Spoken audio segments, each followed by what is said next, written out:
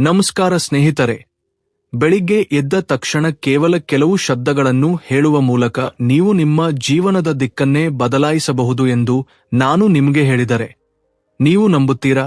ಇದು ನಿಮಗೆ ಪವಾಡದಂತೆ ಎನಿಸಬಹುದು, ಆದರೆ ಇಂದು ನಾನು ನಿಮಗೆ ಆ ಗುಪ್ತ ರಹಸ್ಯವನ್ನು ಪರಿಚಯಿಸಲಿದ್ದೇನೆ. ಇದನ್ನು ಋಷಿಗಳು ಬ್ರಹ್ಮಮುಹೂರ್ತದ ಅಮೃತ ಎಂದು ಕರೆದಿದ್ದಾರೆ. ನೀವು ಈ ರಹಸ್ಯವನ್ನು ತಿಳಿದುಕೊಂಡು ಇದಕ್ಕಾಗಿ ಕೇವಲ 5 ನಿಮಿಷಗಳನ್ನು ಮೀಸಲಿಟ್ಟರೆ ಜೀವನದಲ್ಲಿ ಇದುವರೆಗೆ ಯಾವುದು ಕಷ್ಟವೆನಿಸುತ್ತಿತ್ತೋ ಅದು ತುಂಬಾ ಸರಳವಾಗುತ್ತದೆ. ಇದನ್ನು ನಮ್ಮ ಋಷಿಮುನಿಗಳು ಸಾವಿರಾರು ವರ್ಷಗಳಿಂದ ಪಾಲಿಸಿಕೊಂಡು ಬಂದಿದ್ದಾರೆ. ಆದರೆ ಅವರು ಈ ವಿಷಯಗಳನ್ನು ಎಲ್ಲರಿಗೂ ಹೇಳಲಿಲ್ಲ, ಏಕೆಂದರೆ ಯಾರು ನಿಜವಾಗಿಯೂ ತಮ್ಮ ಜೀವನವನ್ನು ಬದಲಾಯಿಸಲು ಸಿದ್ಧರಿರುತ್ತಾರೋ ಅವರಿಗೆ ಮಾತ್ರ ಈ ಜ್ಞಾನವನ್ನು ನೀಡಲಾಗುತ್ತದೆ. ನೀವು ಕೂಡ ಅಂತಹ ಒಬ್ಬ ಸಾಧಕರಾಗಿದ್ದರೆ ಈ ವಿಡಿಯೋವನ್ನು ಕೊನೆಯವರೆಗೂ ತಪ್ಪದೇ ನೋಡಿ, ಏಕೆಂದರೆ ಇದರ ಪ್ರತಿಯೊಂದು ಶಬ್ದದಲ್ಲೂ ಒಂದು ಶಕ್ತಿಯಿದೆ. ಅದು ನಿಮ್ಮ ಪ್ರಜ್ಞೆಯನ್ನು ಬದಲಾಯಿಸಬಲ್ಲದು. ಮತ್ತು ನೀವು ಮೊದಲ ಬಾರಿಗೆ ಈ ರಹಸ್ಯಮಯ ಪ್ರಯಾಣದಲ್ಲಿ ನನ್ನೊಂದಿಗೆ ಬಂದಿದ್ದರೆ ನಮ್ಮ ಚಾನೆಲ್ ಧ್ಯಾನ್ ಯೋಗ್ ಸಾಧನಾದೊಂದಿಗೆ ಈಗಲೇ ಇಕ್ಕೊಳ್ಳಿ ಎಂದು ನಾನು ನಿಮ್ಮಲ್ಲಿ ಮನೋಪೂರ್ವಕವಾಗಿ ವಿನಂತಿಸುತ್ತೇನೆ. ಏಕೆಂದರೆ ಇಲ್ಲಿ ಕೇವಲ ಮಾತುಗಳಾಡುವುದಿಲ್ಲ, ಇಲ್ಲಿ ಆತ್ಮದ ದ್ವಾರಗಳನ್ನು ತೆರೆಯಲಾಗುತ್ತದೆ. ಹಾಗಾದರೆ ಬನ್ನಿ, ತಡಮಾಡದೆ ವಿಡಿಯೋವನ್ನು ಪ್ರಾರಂಭಿಸೋಣ. ಸ್ನೇಹಿತರೆ, ಬ್ರಹ್ಮಮುಹೂರ್ತವು ಯಾವುದೇ ಸಾಮಾನ್ಯ ಸಮಯವಲ್ಲ. ಇದು ಇಡೀ ಬ್ರಹ್ಮಾಂಡವೇ ಮೌನವಾಗಿ ನಿಂತು ಆ ಶಾಂತಿಯನ್ನು ಗುರುತಿಸಲು ಯಾರು ಬಂದಿದ್ದಾರೆ ಎಂದು ಕಾಯುವ ಕ್ಷಣವಾಗಿದೆ. ಈ ಸಮಯವು ಕೇವಲ ನಿದ್ರೆಯಿಂದ ಏಳುವುದಕ್ಕಲ್ಲ, ಜಾಗೃತರಾಗುವುದಾಗಿದೆ. ಪ್ರಪಂಚವು ನಿದ್ರಿಸುತ್ತಿರುವಾಗ ಆತ್ಮವು ಕೂಗುತ್ತಿರುತ್ತದೆ, ಮತ್ತು ಯಾರಾದರೂ ಆ ಕರೆಯನ್ನು ಕೇಳಿಸಿಕೊಂಡರೆ ಸೃಷ್ಟಿಯು ಅವರ ಸಂಕಲ್ಪವನ್ನು ತನ್ನ ಆದೇಶವೆಂದು ಸ್ವೀಕರಿಸುತ್ತದೆ. ಋಷಿಗಳು ಸಾವಿರಾರು ವರ್ಷಗಳ ಕಾಲ ಈ ರಹಸ್ಯವನ್ನು ತಮ್ಮ ಸಾಧನೆಯ ಮೂಲಕ ಜೀವಿಸಿದರು ಮತ್ತು ಸಿದ್ಧಪಡಿಸಿದರು. ಬ್ರಹ್ಮಮುಹೂರ್ತದಲ್ಲಿ ಮಾಡಿದ ಯಾವುದೇ ಸಂಕಲ್ಪ, ಮಂತ್ರ ಅಥವಾ ಪ್ರಾರ್ಥನೆಯು ನೇರವಾಗಿ ಬ್ರಹ್ಮಾಂಡದ ಪ್ರಜ್ಞೆಯನ್ನು ತಲುಪುತ್ತದೆ ಎಂದು ಅವರು ತಿಳಿಸಿದ್ದಾರೆ. ಆದರೆ ನೆನಪಿರಲಿ, ಇದು ಯಾವುದೇ ಯಾಂತ್ರಿಕ ಪ್ರಕ್ರಿಯೆಯಲ್ಲ, ಇದೊಂದು ಭಾವವಾಗಿದೆ. ಇದು ಮನುಷ್ಯನನ್ನು ದೇವತ್ವದತ್ತ ಕೊಂಡೊಯ್ಯುವ ಆಂತರಿಕ ಆಹ್ವಾನವಾಗಿದೆ. ಈ ಪ್ರಾರ್ಥನೆಯು ಕೇವಲ ಶಬ್ದಗಳಲ್ಲ, ಇದು ನಿಮ್ಮ ಆತ್ಮದ ಭಾಷೆಯಾಗಿರುತ್ತದೆ. ತಾಯಿಯ ಹೃದಯವು ತನ್ನ ಮಗುವಿನ ಕರೆಯನ್ನು ಹೇಗೆ ಗುರುತಿಸುತ್ತದೆಯೋ ಹಾಗೆಯೇ ಬ್ರಹ್ಮಮುಹೂರ್ತದಲ್ಲಿ ತನ್ನನ್ನು ಸಂಪೂರ್ಣವಾಗಿ ಅರ್ಪಿಸಿಕೊಳ್ಳುವ ಸಾಧಕನ ಕರೆಯನ್ನು ಬ್ರಹ್ಮಾಂಡವು ಗುರುತಿಸುತ್ತದೆ. ಆದರೆ ಪ್ರಶ್ನೆ ಏನೆಂದರೆ, ಈ ಪ್ರಾರ್ಥನೆಯನ್ನು ಮಾಡುವುದು ಹೇಗೆ? ಕೇವಲ ಕೆಲವು ಶಬ್ದಗಳನ್ನು ಹೇಳುವುದರಿಂದ ಎಲ್ಲವನ್ನೂ ಬದಲಾಯಿಸಬಹುದೇ? ಇದಕ್ಕೇನಾದರೂ ವಿಶೇಷ ಪ್ರಕ್ರಿಯೆ ಇದೆಯೇ? ಈ ಪ್ರಾರ್ಥನೆಯು ಯಾವುದಾದರೂ ವಿಶೇಷ ಭಾವನೆಗೆ ಸಂಬಂಧಿಸಿದೆಯೇ ಅಥವಾ ಕೇವಲ ನಿಯಮಿತತೆಗೆ ಸಂಬಂಧಿಸಿದೆಯೇ?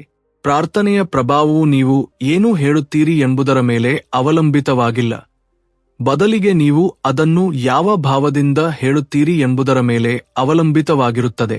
ಬ್ರಹ್ಮ ಮುಹೂರ್ತದಲ್ಲಿ ನೀವು ಎದ್ದಾಗ ಆ ಸಮಯದಲ್ಲಿ ಮನಸ್ಸು ಅತ್ಯಂತ ಶಾಂತ, ಶುದ್ಧ ಮತ್ತು ಗ್ರಹಣಶೀಲವಾಗಿರುತ್ತದೆ. ಇದು ನಿಮ್ಮ ಜಾಗೃತ ಮನಸ್ಸು ಇನ್ನೂ ಪ್ರಪಂಚದ ಭಾರದೊಂದಿಗೆ ಸಂಪೂರ್ಣವಾಗಿ ಬೆರೆತು ಹೋಗದ ಕ್ಷಣವಾಗಿರುತ್ತದೆ.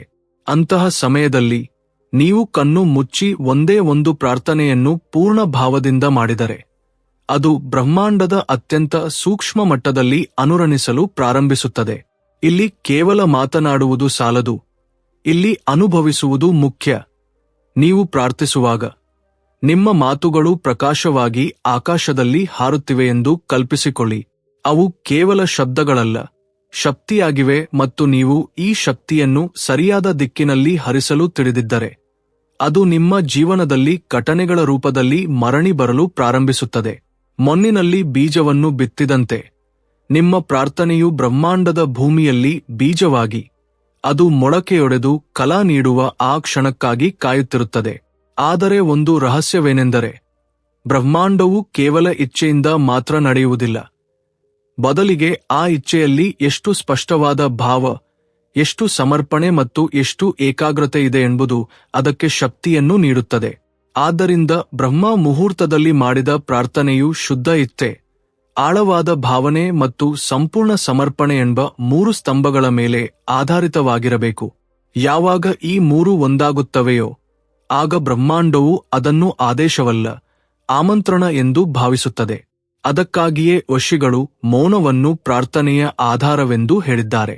ಶಬ್ದಗಳು ಮೌನದಲ್ಲಿ ಲೀನವಾದಾಗ ಆತ್ಮವು ಮಾತನಾಡುತ್ತದೆ ಮತ್ತು ಆತ್ಮದ ಧ್ವನಿಯನ್ನು ಭೂಮಿಯಾಗಲಿ, ಆಕಾಶವಾಗಲಿ ಅಥವಾ ನಿಯತಿಯಾಗಲಿ ಯಾರೂ ಕಡೆಗಣಿಸಲು ಸಾಧ್ಯವಿಲ್ಲ ಎಂದು ಅವರು ಹೇಳುತ್ತಿದ್ದರು.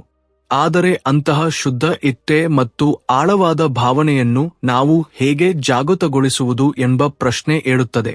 ಮನಸ್ಸು ಚಂಚಲವಾಗಿರುತ್ತದೆ, ಅದು ಪದೇ ಪದೇ ಅಲೆದಾಡುತ್ತದೆ. ಹಾಗಾದರೆ ಇದಕ್ಕೆ ಯಾವುದಾದರೂ ಅಭ್ಯಾಸವಿದೆಯೇ? ಇದರಿಂದ ಬ್ರಹ್ಮಾಂಡವನ್ನೇ ಕಂಪಿಸುವಂತಹ ಪ್ರಾರ್ಥನೆಯ ಬೆಂಕಿಯನ್ನು ನಮ್ಮೊಳಗೆ ಹೊತ್ತಿಸಬಹುದೇ? ಮನಸ್ಸನ್ನು ಏಕಾಗ್ರಗೊಳಿಸಲು ಮತ್ತು ಭಾವನೆಯನ್ನು ಜಾಗೃತಗೊಳಿಸಲು ಅತ್ಯಂತ ಮೊದಲ ಅಭ್ಯಾಸವೆಂದರೆ ಮೌನದಲ್ಲಿ ಇಳಿಯುವುದು. ನೀವು ಬ್ರಹ್ಮ ಮುಹೂರ್ತದಲ್ಲಿ ಎದ್ದಾಗ ಮೊದಲು ಏನನ್ನೂ ಮಾತನಾಡಬೇಡಿ. ನಿಮ್ಮೊಳಗಿನ ವಾತಾವರಣವನ್ನು ಅನುಭವಿಸಿ. ಸುತ್ತಲೂ ಆವರಿಸಿರುವ ಮೌನ, ತಂಪಾದ ಗಾಳಿಯ ಸ್ಪರ್ಶ ಮತ್ತು ನಿಮ್ಮೊಳಗೆ ನಡೆಯುತ್ತಿರುವ ಸಣ್ಣ ಅಲೆಗಳು. ಆತ್ಮವು ತನ್ನ ಅತ್ಯಂತ ಹತ್ತಿರದಲ್ಲಿರುವ ಸಮಯ ಇದೇ ಆಗಿದೆ. ಈ ಕ್ಷಣದಲ್ಲಿ ನಿಮ್ಮ ಅಂಗೈಗಳನ್ನು ಜೋಡಿಸಿ, ಕಣ್ಣುಗಳನ್ನು ಮುಚ್ಚಿ ಮತ್ತು ಈ ಭಾವನೆಯನ್ನು ತನ್ನಿ: ನಾನು ಭಗವಂತನ ಸಮೀಪದಲ್ಲಿದ್ದೇನೆ ಮತ್ತು ಇಂದು ನನ್ನ ಪ್ರತಿಯೊಂದು ಪ್ರಾರ್ಥನೆಯನ್ನು ಆಲಿಸಲಾಗುತ್ತದೆ. ಈ ಭಾವನೆಯು ಅಂತರಾಳದಲ್ಲಿ ಒಂದು ಆಳವನ್ನು ಸೃಷ್ಟಿಸುತ್ತದೆ. ಈಗ ನಿಧಾನವಾಗಿ ನಿಮ್ಮ ಹೃದಯವನ್ನು ಅನುಭವಿಸಿ. ಅಲ್ಲಿ ನಿಧಾನವಾದರೂ ಶಕ್ತಿಯುತವಾದ ಕಂಪನವಾಗುತ್ತಿರುವಂತೆ ಭಾಸವಾಗಲಿ. ಈ ಕಂಪನವೇ ಆ ಸೇತುವೆಯಾಗಿದ್ದು, ಇದರ ಮೂಲಕ ನಿಮ್ಮ ಪ್ರಜ್ಞೆಯು ಬ್ರಹ್ಮಾಂಡದೊಂದಿಗೆ ಸಂಪರ್ಕ ಸಾಧಿಸಲು ಪ್ರಾರಂಭಿಸುತ್ತದೆ. ಈಗ ಆಳವಾದ ಉಸಿರನ್ನು ತೆಗೆದುಕೊಳ್ಳಿ ಮತ್ತು ನಿಧಾನವಾಗಿ ಅದನ್ನು ಬಿಡುತ್ತಾ, ಹೇ ಪ್ರಭು, ನನ್ನನ್ನು ನಿನ್ನ ಪ್ರಕಾಶದಿಂದ ತುಂಬಿಸು ಎಂಬಂತಹ ಯಾವುದಾದರೂ ಚಿಕ್ಕ ಪ್ರಾರ್ಥನಾ ಮಂತ್ರವನ್ನು ಹೇಳಿ. ಈ ಕ್ಷಣದಲ್ಲಿ ಕೇವಲ ಶಬ್ದಗಳನ್ನು ಉಚ್ಚರಿಸಬೇಡಿ. ಬದಲಾಗಿ ಆ ಪ್ರಕಾಶವು ನಿಜವಾಗಿಯೂ ನಿಮ್ಮೊಳಗೆ ಇಳಿಯುತ್ತಿದೆ ಎಂದು ನಂಬಿರಿ. ಈ ಅಭ್ಯಾಸವನ್ನು ಸಂಕಲ್ಪ ಧ್ಯಾನ ಎಂದು ಕರೆಯಲಾಗುತ್ತದೆ. ಇಲ್ಲಿ ನೀವು ನಿಮ್ಮ ಭಾವನೆಗಳಿಗೆ ಎಷ್ಟೊಂದು ಶಕ್ತಿಯನ್ನು ನೀಡುತ್ತೀರೆಂದರೆ ಅವು ಕೇವಲ ಆಲೋಚನೆಗಳಾಗಿ ಉಳಿಯದೆ ವಾಸ್ತವವಾಗಲು ಪ್ರಾರಂಭಿಸುತ್ತವೆ. ಮುಂಜಾನೆ ನಮ್ಮ ಮೆದುಳಿನ ತರಂಗಗಳು ಥೀಟಾ ಥೀಟಾ ಮತ್ತು ಆಲ್ಜಾ ಆಲ್ಫಾ ಸ್ಥಿತಿಯಲ್ಲಿರುತ್ತವೆ ಎಂಬುದನ್ನು ವಿಜ್ಞಾನ ಕೂಡ ಸಾಬೀತುಪಡಿಸಿದೆ.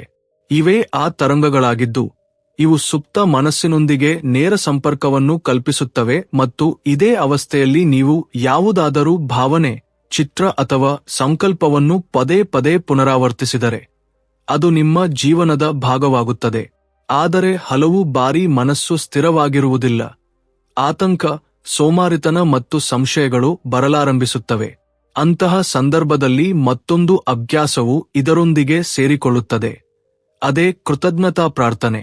ಯಾವಾಗ ನೀವು ಕೇವಲ ಬೇಡುವುದರ ಬದಲಾಗಿ ಧನ್ಯವಾದ ಹೇಳಲು ಪ್ರಾರಂಭಿಸುತ್ತೀರೋ, ಧನ್ಯವಾದ ಪ್ರಭು, ನನ್ನ ಜೀವನದಲ್ಲಿ ಬರುತ್ತಿರುವ ಎಲ್ಲದಕ್ಕೂ ಎಂದು ಹೇಳುತ್ತೀರೋ, ಆಗ ಬ್ರಹ್ಮಾಂಡವು ನಿಮ್ಮೊಂದಿಗೆ ಇನ್ನಷ್ಟು ಆಳವಾಗಿ ಸಂಪರ್ಕ ಸಾಧಿಸಲು ಪ್ರಾರಂಭಿಸುತ್ತದೆ.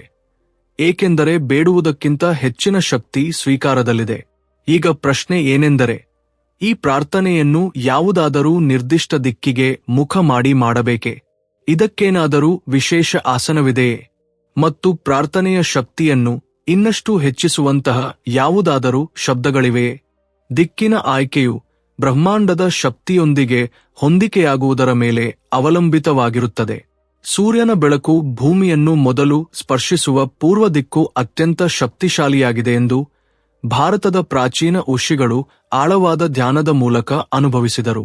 ಬ್ರಹ್ಮ ಮುಹೂರ್ತದಲ್ಲಿ ನೀವು ಪೂರ್ವ ದಿಕ್ಕಿಗೆ ಮುಖ ಮಾಡಿ ಕುಳಿತಾಗ ಪ್ರತಿದಿನ ಬೆಳಿಗ್ಗೆ ಬ್ರಹ್ಮಾಂಡದಿಂದ ಭೂಮಿಗೆ ಇಳಿಯುವ ಆ ದಿವ್ಯ ಶಕ್ತಿಯ ಪ್ರವಾಹದೊಂದಿಗೆ ನೀವು ನೇರವಾಗಿ ಸಂಪರ್ಕ ಹೊಂದುತ್ತೀರಿ. ನಿಮ್ಮ ಆಸನ, ಅಂದರೆ ನೀವು ಕುಳಿತುಕೊಳ್ಳುವ ಭಂಗಿಯೂ ಸಹ ಅಷ್ಟೇ ಮುಖ್ಯವಾಗಿದೆ. ಬೆನ್ನು ನೇರವಾಗಿರಲಿ, ಕಣ್ಣುಗಳು ಅರ್ಧ ಮುಚ್ಚಿರಲಿ ಮತ್ತು ಎರಡೂ ಕೈಗಳು ಮೊಣಕಾಲುಗಳ ಮೇಲಿರಲಿ ಅಥವಾ ಪ್ರಾರ್ಥನಾ ಮುದ್ರೆಯಲ್ಲಿರಲಿ. ಈ ಸ್ಥಿತಿಯು ದೇಹಕ್ಕೆ ಸ್ಥಿರತೆಯನ್ನು ನೀಡುತ್ತದೆ ಮತ್ತು ಮನಸ್ಸನ್ನು ಜಾಗೃತಗೊಳಿಸುತ್ತದೆ. ನಿಮ್ಮ ದೇಹವು ಹೆಚ್ಚು ಒತ್ತಡದಲ್ಲಿರಬಾರದು ಅಥವಾ ತೀರಾ ಸಡಿಲವಾಗಿಯೂ ಇರಬಾರದು ಎಂಬುದನ್ನು ಖಚಿತಪಡಿಸಿಕೊಳ್ಳಿ. ಗಾಳಿಯಲ್ಲಿಯೂ ನಡುಗದಿರುವ ದೀಪದ ಜ್ವಾಲೆಯಂತೆ ಕೇವಲ ಒಂದು ಸಮತೋಲಿತ ಸ್ಥಿರತೆ ಇರಲಿ. ಈಗ ಋಷಿಗಳು ಮಂತ್ರ ಎಂದು ಕರೆದ ಆ ರಹಸ್ಯಮಯ ಶಬ್ದಗಳ ಬಗ್ಗೆ ಮಾತನಾಡೋಣ. ಆದರೆ ನೆನಪಿಡಿ, ಮಂತ್ರವು ಯಾವುದೇ ಮಾಯಾಜಾಲವಲ್ಲ. ಇದು ಶಬ್ದಗಳ ಮೂಲಕ ಉತ್ಪತ್ತಿಯಾಗುವ ಕಂಪನವಾಗಿದೆ. ಉದಾಹರಣೆಗೆ, ನೀವು ನನ್ ನಮೋ ಭಗವತೆ ವಾಸುದೇವಾಯ ಎಂದು ಹೇಳಿದಾಗ ಅದು ಕೇವಲ ಒಂದು ವಾಕ್ಯವಲ್ಲ. ಇದು ನಿಮ್ಮ ಪ್ರಜ್ಞೆಯನ್ನು ನಾವು ದೇವರು ಎಂದು ಕರೆಯುವ ಆ ವಿಶಾಲ ಮೂಲದೊಂದಿಗೆ ಸಂಪರ್ಕಿಸುತ್ತದೆ ಮತ್ತು ಬ್ರಹ್ಮ ಮುಹೂರ್ತದ ನಿಶಬ್ದತೆಯಲ್ಲಿ ಈ ಮಂತ್ರವನ್ನು ಪಠಿಸಿದಾಗ ಅದರ ಪ್ರಭಾವವು ಅನೇಕ ಪಟ್ಟು ಹೆಚ್ಚಾಗುತ್ತದೆ.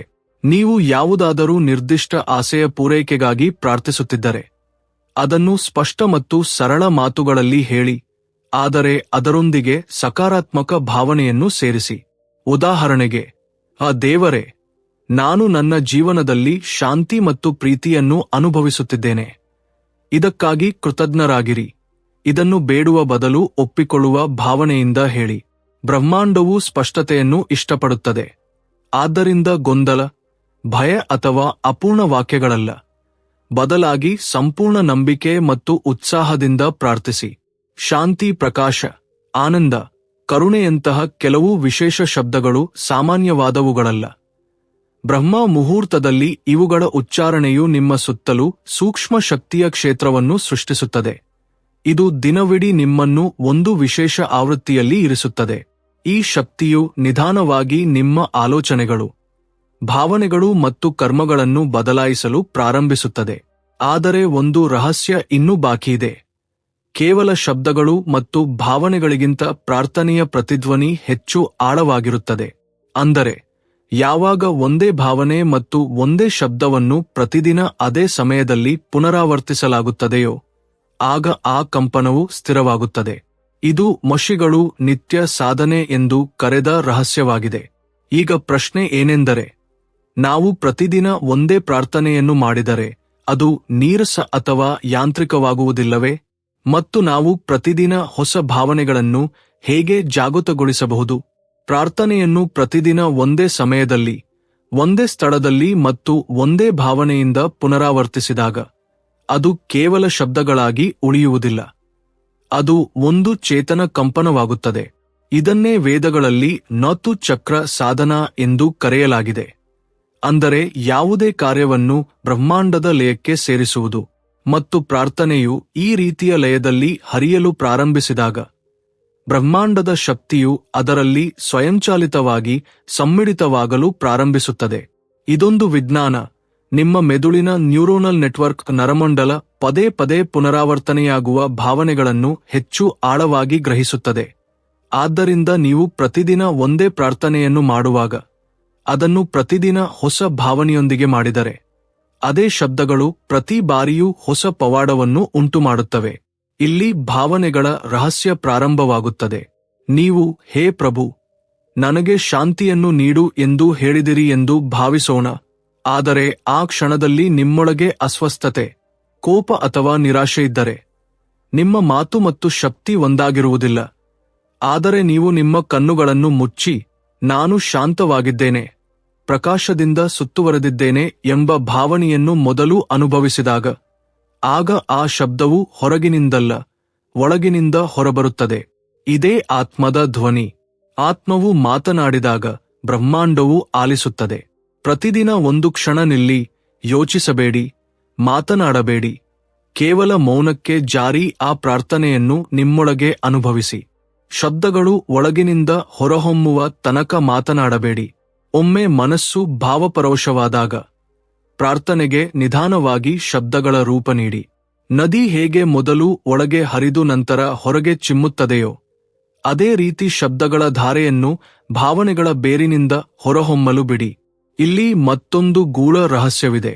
ನಿಮ್ಮ ಪ್ರಾರ್ಥನೆಯು ದಿನನಿತ್ಯದ ಯಾಂತ್ರಿಕ ಕ್ರಿಯೆಯಂತೆ ಭಾಸವಾಗಬಾರದು ಎಂದು ನೀವು ಬಯಸುವುದಾದರೆ ನಿಮ್ಮ ಜೀವನದ ಅನುಭವಗಳನ್ನು ಅದರ ಭಾಗವನ್ನಾಗಿ ಮಾಡಿ. ಉದಾಹರಣೆಗೆ, ನೀವು ಒಂದು ದಿನ ಯಾರನ್ನಾದರೂ ಕ್ಷಮಿಸಿದರೆ ಮರುದಿನ ಬೆಳಿಗ್ಗೆ ಪ್ರಾರ್ಥನೆಯಲ್ಲಿ, ಹೇ ಪ್ರಭು, ನೀವು ನನಗೆ ಕ್ಷಮೆಯ ಅನುಭವವನ್ನು ನೀಡಿದ್ದೀರಿ, ಅದಕ್ಕಾಗಿ ಧನ್ಯವಾದಗಳು. ಇಂದು ನನಗೆ ಕ್ಷಮೆಯ ಭಾವವನ್ನು ಇನ್ನೂ ಆಳವಾಗಿ ಕರುಣಿಸಿ ಎಂದು ಹೇಳಿ. ಈಗ ಈ ಪ್ರಾರ್ಥನೆ ಯಾಂತ್ರಿಕವಾಗಿ ಉಳಿದಿಲ್ಲ, ಅದು ಜೀವಂತವಾಗಿದೆ. ಇದೇ ವಿಷಯದಿಂದಾಗಿ ಪ್ರಾರ್ಥನೆಯು ಆತ್ಮದ ಧ್ವನಿಯಾಗುತ್ತದೆ, ಏಕೆಂದರೆ ಈಗ ಅದು ಜೀವನದೊಂದಿಗೆ ಬೆರೆತು ಹೋಗಿದೆ. ಆದರೆ ಕೇವಲ ಭಾವ ಮತ್ತು ಶಬ್ದಗಳು ಸಾಕೆ ಎಂಬ ಪ್ರಶ್ನೆ ಏಳುತ್ತದೆ. ಪ್ರಾರ್ಥನೆಯ ಶಕ್ತಿಯು 100 ಪಟ್ಟು ಹೆಚ್ಚಾಗುವಂತಹ ಯಾವುದಾದರೂ ವಿಶೇಷ ಸಮಯ, ದಿನ ಅಥವಾ ವಾತಾವರಣವಿದೆಯೇ? ಪ್ರಕೃತಿಯ ಬಳಿ ಒಂದು ಅದೃಶ್ಯ ಗಡಿಯಾರವಿದೆ. ಅದು ಪ್ರತಿ ಕ್ಷಣ, ಪ್ರತಿ ದಿನ ಮತ್ತು ಪ್ರತಿ ಮತುವನ್ನು ವಿಶೇಷ ಶಕ್ತಿಯಿಂದ ತುಂಬುತ್ತದೆ ಮತ್ತು ನಾವು ಬ್ರಹ್ಮಾಂಡದ ಆ ಗಡಿಯಾರದೊಂದಿಗೆ ತಾಳಮೇಳವನ್ನು ಕಂಡುಕೊಂಡರೆ ನಮ್ಮ ಪ್ರಾರ್ಥನೆಯು ಕೇವಲ ಒಂದು ಸಂಕಲ್ಪವಾಗದೆ ಬ್ರಹ್ಮಾಂಡದ ಘಟನೆಯಾಗುತ್ತದೆ. ಇವುಗಳನ್ನೇ ಪ್ರಾಚೀನ ಭಾರತೀಯ ಸಂಪ್ರದಾಯದಲ್ಲಿ ಮುಹೂರ್ತ, ತಿಥಿ ಮತ್ತು ನಕ್ಷತ್ರ ಎಂದು ಕರೆಯಲಾಗುತ್ತದೆ. ಆದರೆ ಈ ಶಬ್ದಗಳು ಕೇವಲ ಜ್ಯೋತಿಷ್ಯಕ್ಕೆ ಸೀಮಿತವಾಗಿಲ್ಲ. ಇವು ಪ್ರಜ್ಞೆಯ ವಿಜ್ಞಾನಕ್ಕೆ ಸಂಬಂಧಿಸಿದ ರಹಸ್ಯಗಳಾಗಿವೆ. ಬ್ರಹ್ಮ ಮುಹೂರ್ತದಲ್ಲಿ ಮಾಡಿದ ಪ್ರಾರ್ಥನೆಯು ಪರಿಣಾಮಕಾರಿಯಾಗಿರುತ್ತದೆ, ಏಕೆಂದರೆ ಆ ಸಮಯದಲ್ಲಿ ಭೂಮಿ, ಸೂರ್ಯ ಮತ್ತು ನಿಮ್ಮ ಆತ್ಮದ ತರಂಗಗಳು ವಿಶೇಷ ಸಮತೋಲನದಲ್ಲಿರುತ್ತವೆ. ಈ ಸಮತೋಲನವು ಸುಮಾರು 96 ನಿಮಿಷಗಳವರೆಗೆ ಇರುತ್ತದೆ. ಸೂರ್ಯೋದಯಕ್ಕೂ ಮುನ್ನ ವಾತಾವರಣದಲ್ಲಿ ತಮಸ್ಸು ಮಾಯವಾಗುತ್ತದೆ ಮತ್ತು ಸತ್ವವು ಜಾಗೃತವಾಗುತ್ತದೆ. ಇದನ್ನೇ ದೇವಯಾನ ಕಾಲ ಎಂದು ಕರೆಯಲಾಗುತ್ತದೆ. ಈ ಸಮಯದಲ್ಲಿ ದೇವತೆಗಳು ನಿಮ್ಮ ಪ್ರಜ್ಞೆಯೊಂದಿಗೆ ನೇರವಾಗಿ ಸಂವಾದ ನಡೆಸಬಹುದು.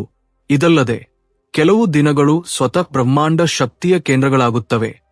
ಉದಾಹರಣೆಗೆ ಹುಣ್ಣಿಮೆ, ಅಮಾವಾಸ್ಯೆ, ಸಂಕ್ರಾಂತಿ, ಏಕಾದಶಿ, ಮಹಾಶಿವರಾತ್ರಿ ಅಥವಾ ಗುರು ಪೂರ್ಣಿಮೆ. ಈ ತಿಥಿಗಳಲ್ಲಿ ನಿಮ್ಮ ಪ್ರಾರ್ಥನೆ ಕೇವಲ ನಿಮ್ಮದಾಗಿರುವುದಿಲ್ಲ. ಅದು ಆ ದಿನದ ಸಾಮೂಹಿಕ ಶಕ್ತಿಯ ಕ್ಷೇತ್ರವನ್ನು ಪ್ರವೇಶಿಸುತ್ತದೆ.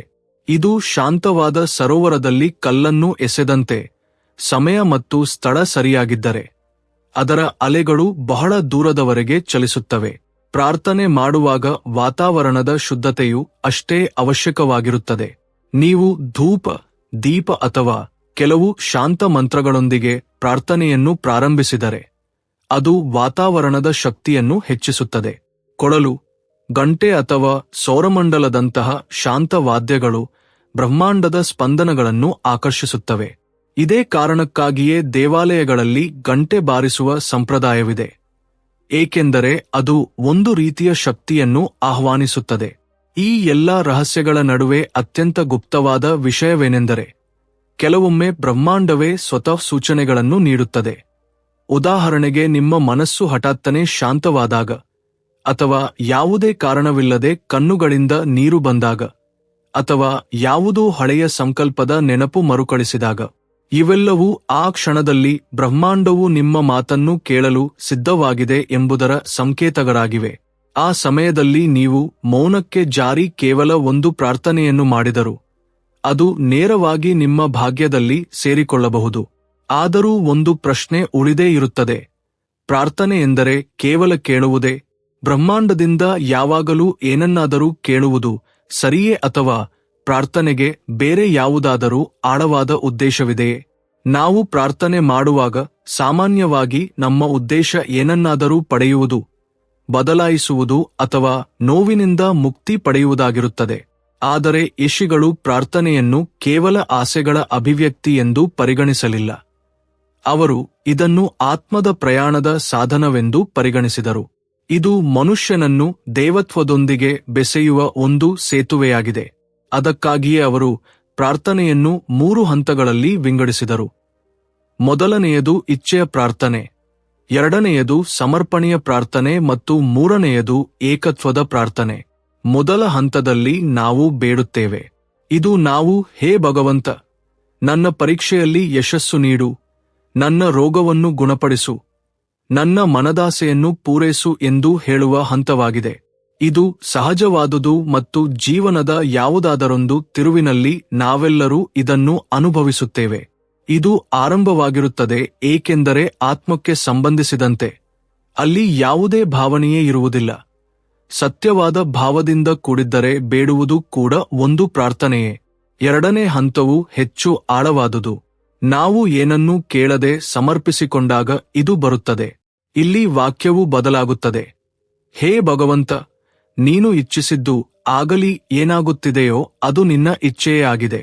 ನನಗೆ ಅದನ್ನು ಅರ್ಥಮಾಡಿಕೊಳ್ಳಲು ಮತ್ತು ಸಹಿಸಿಕೊಳ್ಳಲು ಶಕ್ತಿಯನ್ನು ನೀಡು.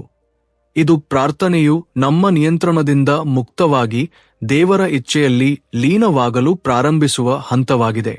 ಇದು ಸರಿಯಾಗಿ ನದಿಯೊಂದು ಸಮುದ್ರದ ಮುಂದೆ ಹರಿಯುವುದನ್ನು ನಿಲ್ಲಿಸಿ ತನ್ನನ್ನು ತಾನು ಅರ್ಪಿಸಿಕೊಳ್ಳುವಂತೆಯೇ ಇದೆ. ಮೂರನೆಯ ಮತ್ತು ಅಂತಿಮ ಹಂತವು ಅತ್ಯಂತ ಅದ್ಭುತವಾದುದು. ಅಲ್ಲಿ ಯಾವುದೇ ಶಬ್ದಗಳಾಗಲಿ ಭಾವನೆಗಳಾಗಲಿ ಉಳಿಯುವುದಿಲ್ಲ. ಕೇವಲ ಮೌನವಷ್ಟೇ ಶೇಷವಾಗಿರುತ್ತದೆ. ಇದು ಮಾತನಾಡದೆಯೇ ನಡೆಯುವ ಪ್ರಾರ್ಥನೆಯಾಗಿದೆ ಮತ್ತು ಇದರಲ್ಲಿ ನಾನು ಮತ್ತು ನೀನು ಎಂಬ ಭೇದವು ಅಳಿಸಿಹೋಗುತ್ತದೆ. ಇದು ಯಾವುದೇ ಉದ್ದೇಶಕ್ಕಾಗಿ ಮಾಡುವ ಆತ್ಮದ ಕರೆಯಲ್ಲ, ಬದಲಾಗಿ ತನ್ನ ಅಸ್ತಿತ್ವದ ಪೂರ್ಣತೆಯನ್ನು ಅನುಭವಿಸಲು ಮಾಡುವಂತಹದ್ದಾಗಿದೆ. ಇದನ್ನೇ ಉಪನಿಷತ್ತುಗಳಲ್ಲಿ ನಿಷ್ಠೆಯ ಪ್ರಾರ್ಥನೆ ಎಂದು ಕರೆಯಲಾಗಿದೆ. ಇಲ್ಲಿ ಸಾಧಕನು ಸ್ವತಃ ಬ್ರಹ್ಮನಾಗುತ್ತಾನೆ. ಯಾವಾಗ ಒಬ್ಬ ವ್ಯಕ್ತಿಯು ಈ 3 ಹಂತಗಳನ್ನು ದಾಟುತ್ತಾನೋ ಆಗ ಅವನ ಪ್ರಾರ್ಥನೆಯಲ್ಲಿ ಕಂಪನವಿರುವುದಿಲ್ಲ, ಬದಲಾಗಿ ಬೆಳಕು ಇರುತ್ತದೆ. ಅವನು ಈಗ ಬ್ರಹ್ಮಾಂಡದಿಂದ ಏನನ್ನೂ ಕೇಳುವುದಿಲ್ಲ. ಅವನೇ ಸ್ವತಃ ಬ್ರಹ್ಮಾಂಡದ ಒಂದು ಜೀವಂತ ಭಾಗವಾಗುತ್ತಾನೆ ಮತ್ತು ಆಗ ಅವನ ಇರುವಿಕೆಯೇ ಪ್ರಾರ್ಥನೆಯಾಗುತ್ತದೆ. ಇದೇ ಕಾರಣದಿಂದಾಗಿ ರಾಮಕೃಷ್ಣ ಪರಮಹಂಸ, ಸಂತ ಜ್ಞಾನೇಶ್ವರ ಅಥವಾ ಲಾಹಿರಿ ಮಹಾಶಯರಂತಹ ಆತ್ಮಜ್ಞಾನಿ ಯೋಗಿಗಳ ಉಪಸ್ಥಿತಿಯು ಸಹ ಜನರೊಳಗೆ ದೇವರ ಭಾವವನ್ನು ಜಾಗೃತಗೊಳಿಸುತ್ತಿತ್ತು. ಆದರೆ ಒಂದು ವಿಷಯ ಉಳಿದಿದೆ. ನಾವು ಈ 3ನೇ ಹಂತವನ್ನು ತಲುಪುವುದು ಹೇಗೆ? ಕೇವಲ ಭಾವನೆ ಮತ್ತು ಸಮರ್ಪಣೆ ಸಾಕೆ ಅಥವಾ ಇದಕ್ಕಾಗಿ ಯಾವುದಾದರೂ ಸಾಧನೆಯ ಅಗತ್ಯವೂ ಇದೆಯೇ?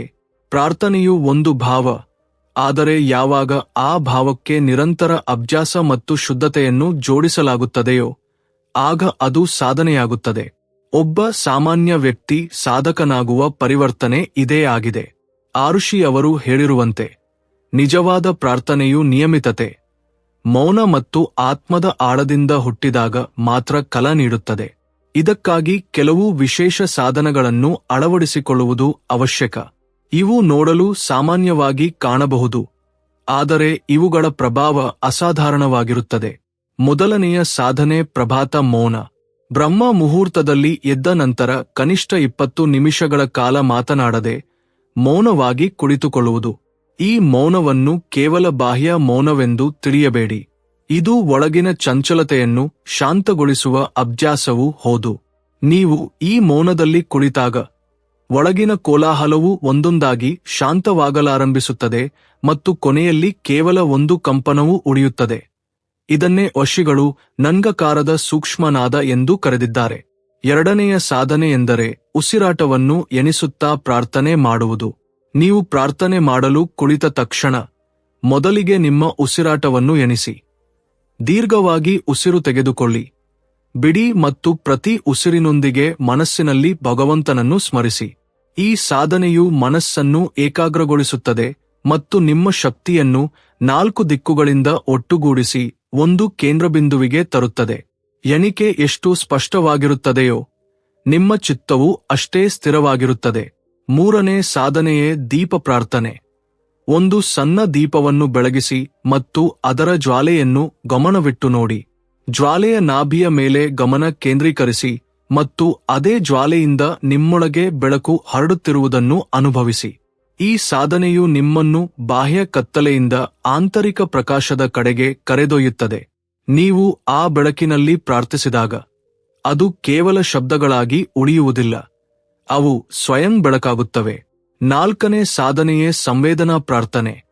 ನೀವು ಯಾರಿಗಾದರೂ ಪ್ರಾರ್ಥಿಸುವಾಗ ಕೇವಲ ಶಬ್ದಗಳಲ್ಲಿ ಅಲ್ಲ, ಬದಲಿಗೆ ಸೀಮಾಳಿಗೆ ತನ್ನ ಮಗುವಿನ ನೋವಿನ ಅನುಭವವಾಗುವಂತೆ ನೀವು ಅವರ ದುಹಠವನ್ನು ಅನುಭವಿಸುತ್ತಿದ್ದೀರಿ ಎಂದು ಭಾವಿಸುತ್ತಾ ಮಾಡಿ.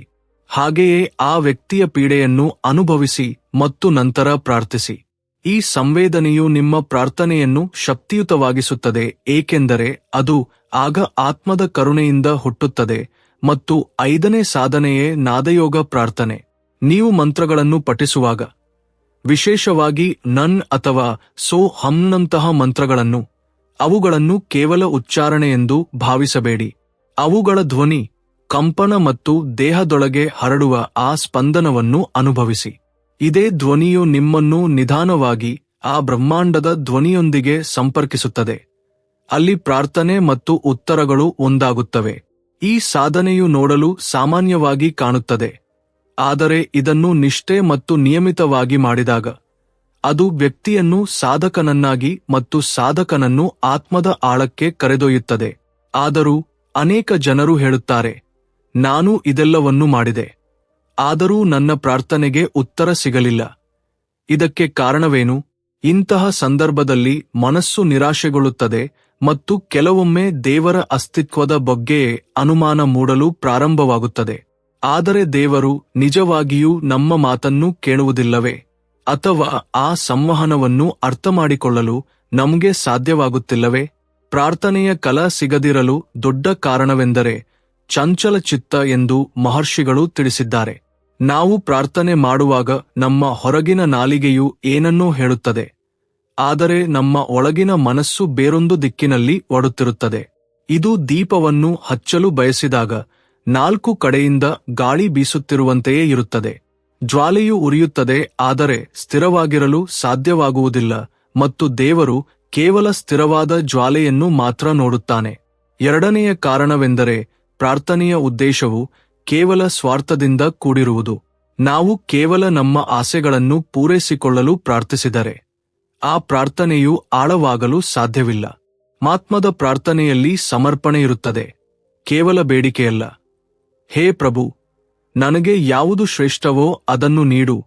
ಪ್ರಸ್ತುತ ನಾನದನ್ನು ಅರ್ಥಮಾಡಿಕೊಳ್ಳಲಾಗದಿದ್ದರೂ ಸರಿ ಎಂದು ನಾವು ಯಾವಾಗ ಹೇಳುತ್ತೇವೋ ಆಗ ನಮ್ಮ ಪ್ರಾರ್ಥನೆಯು ಒಂದು ಹೊಸ ಮಟ್ಟವನ್ನು ತಲುಪುತ್ತದೆ.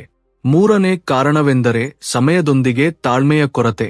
ಬ್ರಹ್ಮಾಂಡದ ನಿಯಮಗಳು ನಮ್ಮ ಗಡಿಯಾರದಂತೆ ನಡೆಯುವುದಿಲ್ಲ. ನಾವು ತಕ್ಷಣದ ಫಲಿತಾಂಶಗಳನ್ನು ಬಯಸುತ್ತೇವೆ, ಆದರೆ ದಿವ್ಯ ಯೋಜನೆಯು ದೀರ್ಘಕಾಲೀನವಾಗಿರುತ್ತದೆ.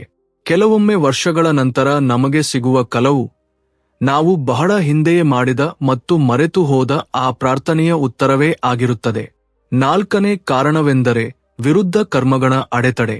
ನಾವು ದಿನವಿಡೀ ಮಾಡುವ ಕರ್ಮಗಳು ನಮ್ಮ ಪ್ರಾರ್ಥನೆಗೆ ವಿರುದ್ಧವಾಗಿದ್ದರೆ ಆ ಶಕ್ತಿಯು ಸಂಘರ್ಷಗೊಳ್ಳುತ್ತದೆ. ಉದಾಹರಣೆಗೆ, ಯಾರಾದರೂ ಬೆಳಿಗ್ಗೆ ಹೇ ಪ್ರಭು ನನಗೆ ಶಾಂತಿಯನ್ನು ನೀಡು ಎಂದು ಹೇಳಿ ದಿನವಿಡೀ ವಿವಾದಗಳಲ್ಲಿ ತೊಡಗಿದರೆ ಆ ಪ್ರಾರ್ಥನೆಯು ಅಂತರಾಳವನ್ನು ತಲುಪುವುದಿಲ್ಲ. ಪ್ರಾರ್ಥನೆಯನ್ನು ಕೇವಲ ಶಬ್ದಗಳಿಂದಲ್ಲ, ಕರ್ಮಗಳಿಂದಲೂ ಬಲಪಡಿಸಬೇಕಾಗುತ್ತದೆ. ಐದನೇ ಕಾರಣವೆಂದರೆ ಅಪನಂಬಿಕೆಯ ಸೂಕ್ಷ್ಮ ನೆರಳು. ಹೊರಗಿನಿಂದ ನಮಗೆ ನಂಬಿಕೆಯಿದೆಯೆಂದು ನಾವು ಹೇಳಿದರೂ ಒಳಗೊಂದು ಭಯ, ಒಂದು ಸಂಶಯವಿರುತ್ತದೆ. ನಿಜವಾಗಿಯೂ ನನ್ನ ಪ್ರಾರ್ಥನೆಯನ್ನು ಆಲಿಸಲಾಗುತ್ತಿದೆಯೇ ಎಂಬ ಸಂಶಯವದು. ಈ ಸಂಗತಿಯು ನಮ್ಮ ಪ್ರಾರ್ಥನೆಯ ದಿಕ್ಕನ್ನು ಬದಲಿಸುತ್ತದೆ. ದೇವರು ಭಾವವನ್ನು ನೋಡುತ್ತಾನೆ ಮತ್ತು ಯಾವಾಗ ಭಾವದಲ್ಲಿಯೇ ಸಂಶಯವಿರುತ್ತದೆಯೋ ಆಗ ಆ ಒಡನಾಟವು ಮುರಿದು ಹೋಗುತ್ತದೆ ಮತ್ತು ಅಂತಿಮವಾಗಿ ಪ್ರಾರ್ಥನೆಯ ಹಿಂದಿನ ಆತ್ಮದ ಜೋಡಣೆ ಸಾಧ್ಯವಾಗುವುದಿಲ್ಲ. ನಾವು ಕೇವಲ ಶಬ್ದಗಳು ಮತ್ತು ಭಾವನೆಗಳಿಗೆ ಸೀಮಿತವಾಗಿರುವವರೆಗೆ ಅದು ಕೇವಲ ಒಂದು ಮಾನಸಿಕ ಕ್ರಿಯೆಯಾಗಿ ಉಳಿಯುತ್ತದೆ. ಆದರೆ ಯಾವಾಗ ಹೃದಯ, ಆತ್ಮ ಮತ್ತು ಪ್ರಜ್ಞೆಗಳು ಒಟ್ಟಾಗಿ ಆ ಪ್ರಾರ್ಥನೆಯಲ್ಲಿ ಇಳಿಯುತ್ತವೆಯೋ ಆಗಲೇ ಅದು ಬ್ರಹ್ಮಾಂಡದ ಮೂಲದವರೆಗೂ ತಲುಪುತ್ತದೆ. ಈಗ ಪ್ರಶ್ನೆ ಏನೆಂದರೆ, ಈ ಅಡೆತಡೆಗಳನ್ನು ದಾಟುವುದು ಹೇಗೆ ಮತ್ತು ಇದಕ್ಕೆ ಯಾವುದಾದರೂ ಪ್ರಾಚೀನ ಯುಕ್ತಿಯಿದೆಯೇ? ಆ ಮೂಲಕ ನಾವು ಈ ಛಾಯಾ ಅಡೆತಡೆಗಳನ್ನು ನಿವಾರಿಸಿ ನೇರವಾಗಿ ದೇವರೊಂದಿಗೆ ಸಂಪರ್ಕ ಸಾಧಿಸಬಹುದು. ಒಬ್ಬ ಸಾಮಾನ್ಯ ಮನುಷ್ಯನು ಪ್ರಾರ್ಥನೆ ಮಾಡುವಾಗ ದೇವರಿಂದ ಏನನ್ನಾದರೂ ಕೇಳುತ್ತಿರುತ್ತಾನೆ. ಆದರೆ ಒಬ್ಬ ಯೋಗಿ ಪ್ರಾರ್ಥಿಸುವಾಗ ಅವನು ಬೇಡುವುದಿಲ್ಲ, ಬದಲಾಗಿ ದೇವರೊಂದಿಗೆ ಒಂದಾಗುತ್ತಾನೆ. ಒಬ್ಬ ಯಾಚಕ ಮತ್ತು ಒಬ್ಬ ಸಾಧಕನ ನಡುವಿನ ವ್ಯತ್ಯಾಸ ಇದೇ ಆಗಿದೆ. ಮತ್ತು ಈ ಜೋಡಣೆಗಾಗಿಯೇ ಋಷಿಗಳು ಕೆಲವು ಅತ್ಯಂತ ಗುಪ್ತ ಮತ್ತು ಪರಿಣಾಮಕಾರಿ ವಿಧಾನಗಳನ್ನು ಅಭಿವೃದ್ಧಿಪಡಿಸಿದರು. ಇವುಗಳನ್ನು ನಾವು ಯೌಗಿಕ ಪ್ರಾರ್ಥನಾ ವಿಧಾನಗಳು ಎಂದು ಕರೆಯಬಹುದು. ಮೊದಲನೆಯ ವಿಧಾನ ಪ್ರಾಣ ಸಮರ್ಪಣೆ ಧ್ಯಾನ. ಬ್ರಹ್ಮ ಮುಹೂರ್ತದಲ್ಲಿ ನೀವು ಶಾಂತವಾಗಿ ಕುಳಿತಾಗ ನಿಮ್ಮ ಕಣ್ಣುಗಳನ್ನು ಮುಚ್ಚಿ ಮತ್ತು 10 ಬಾರಿ ದೀರ್ಘವಾಗಿ ಉಸಿರಾಡಿ.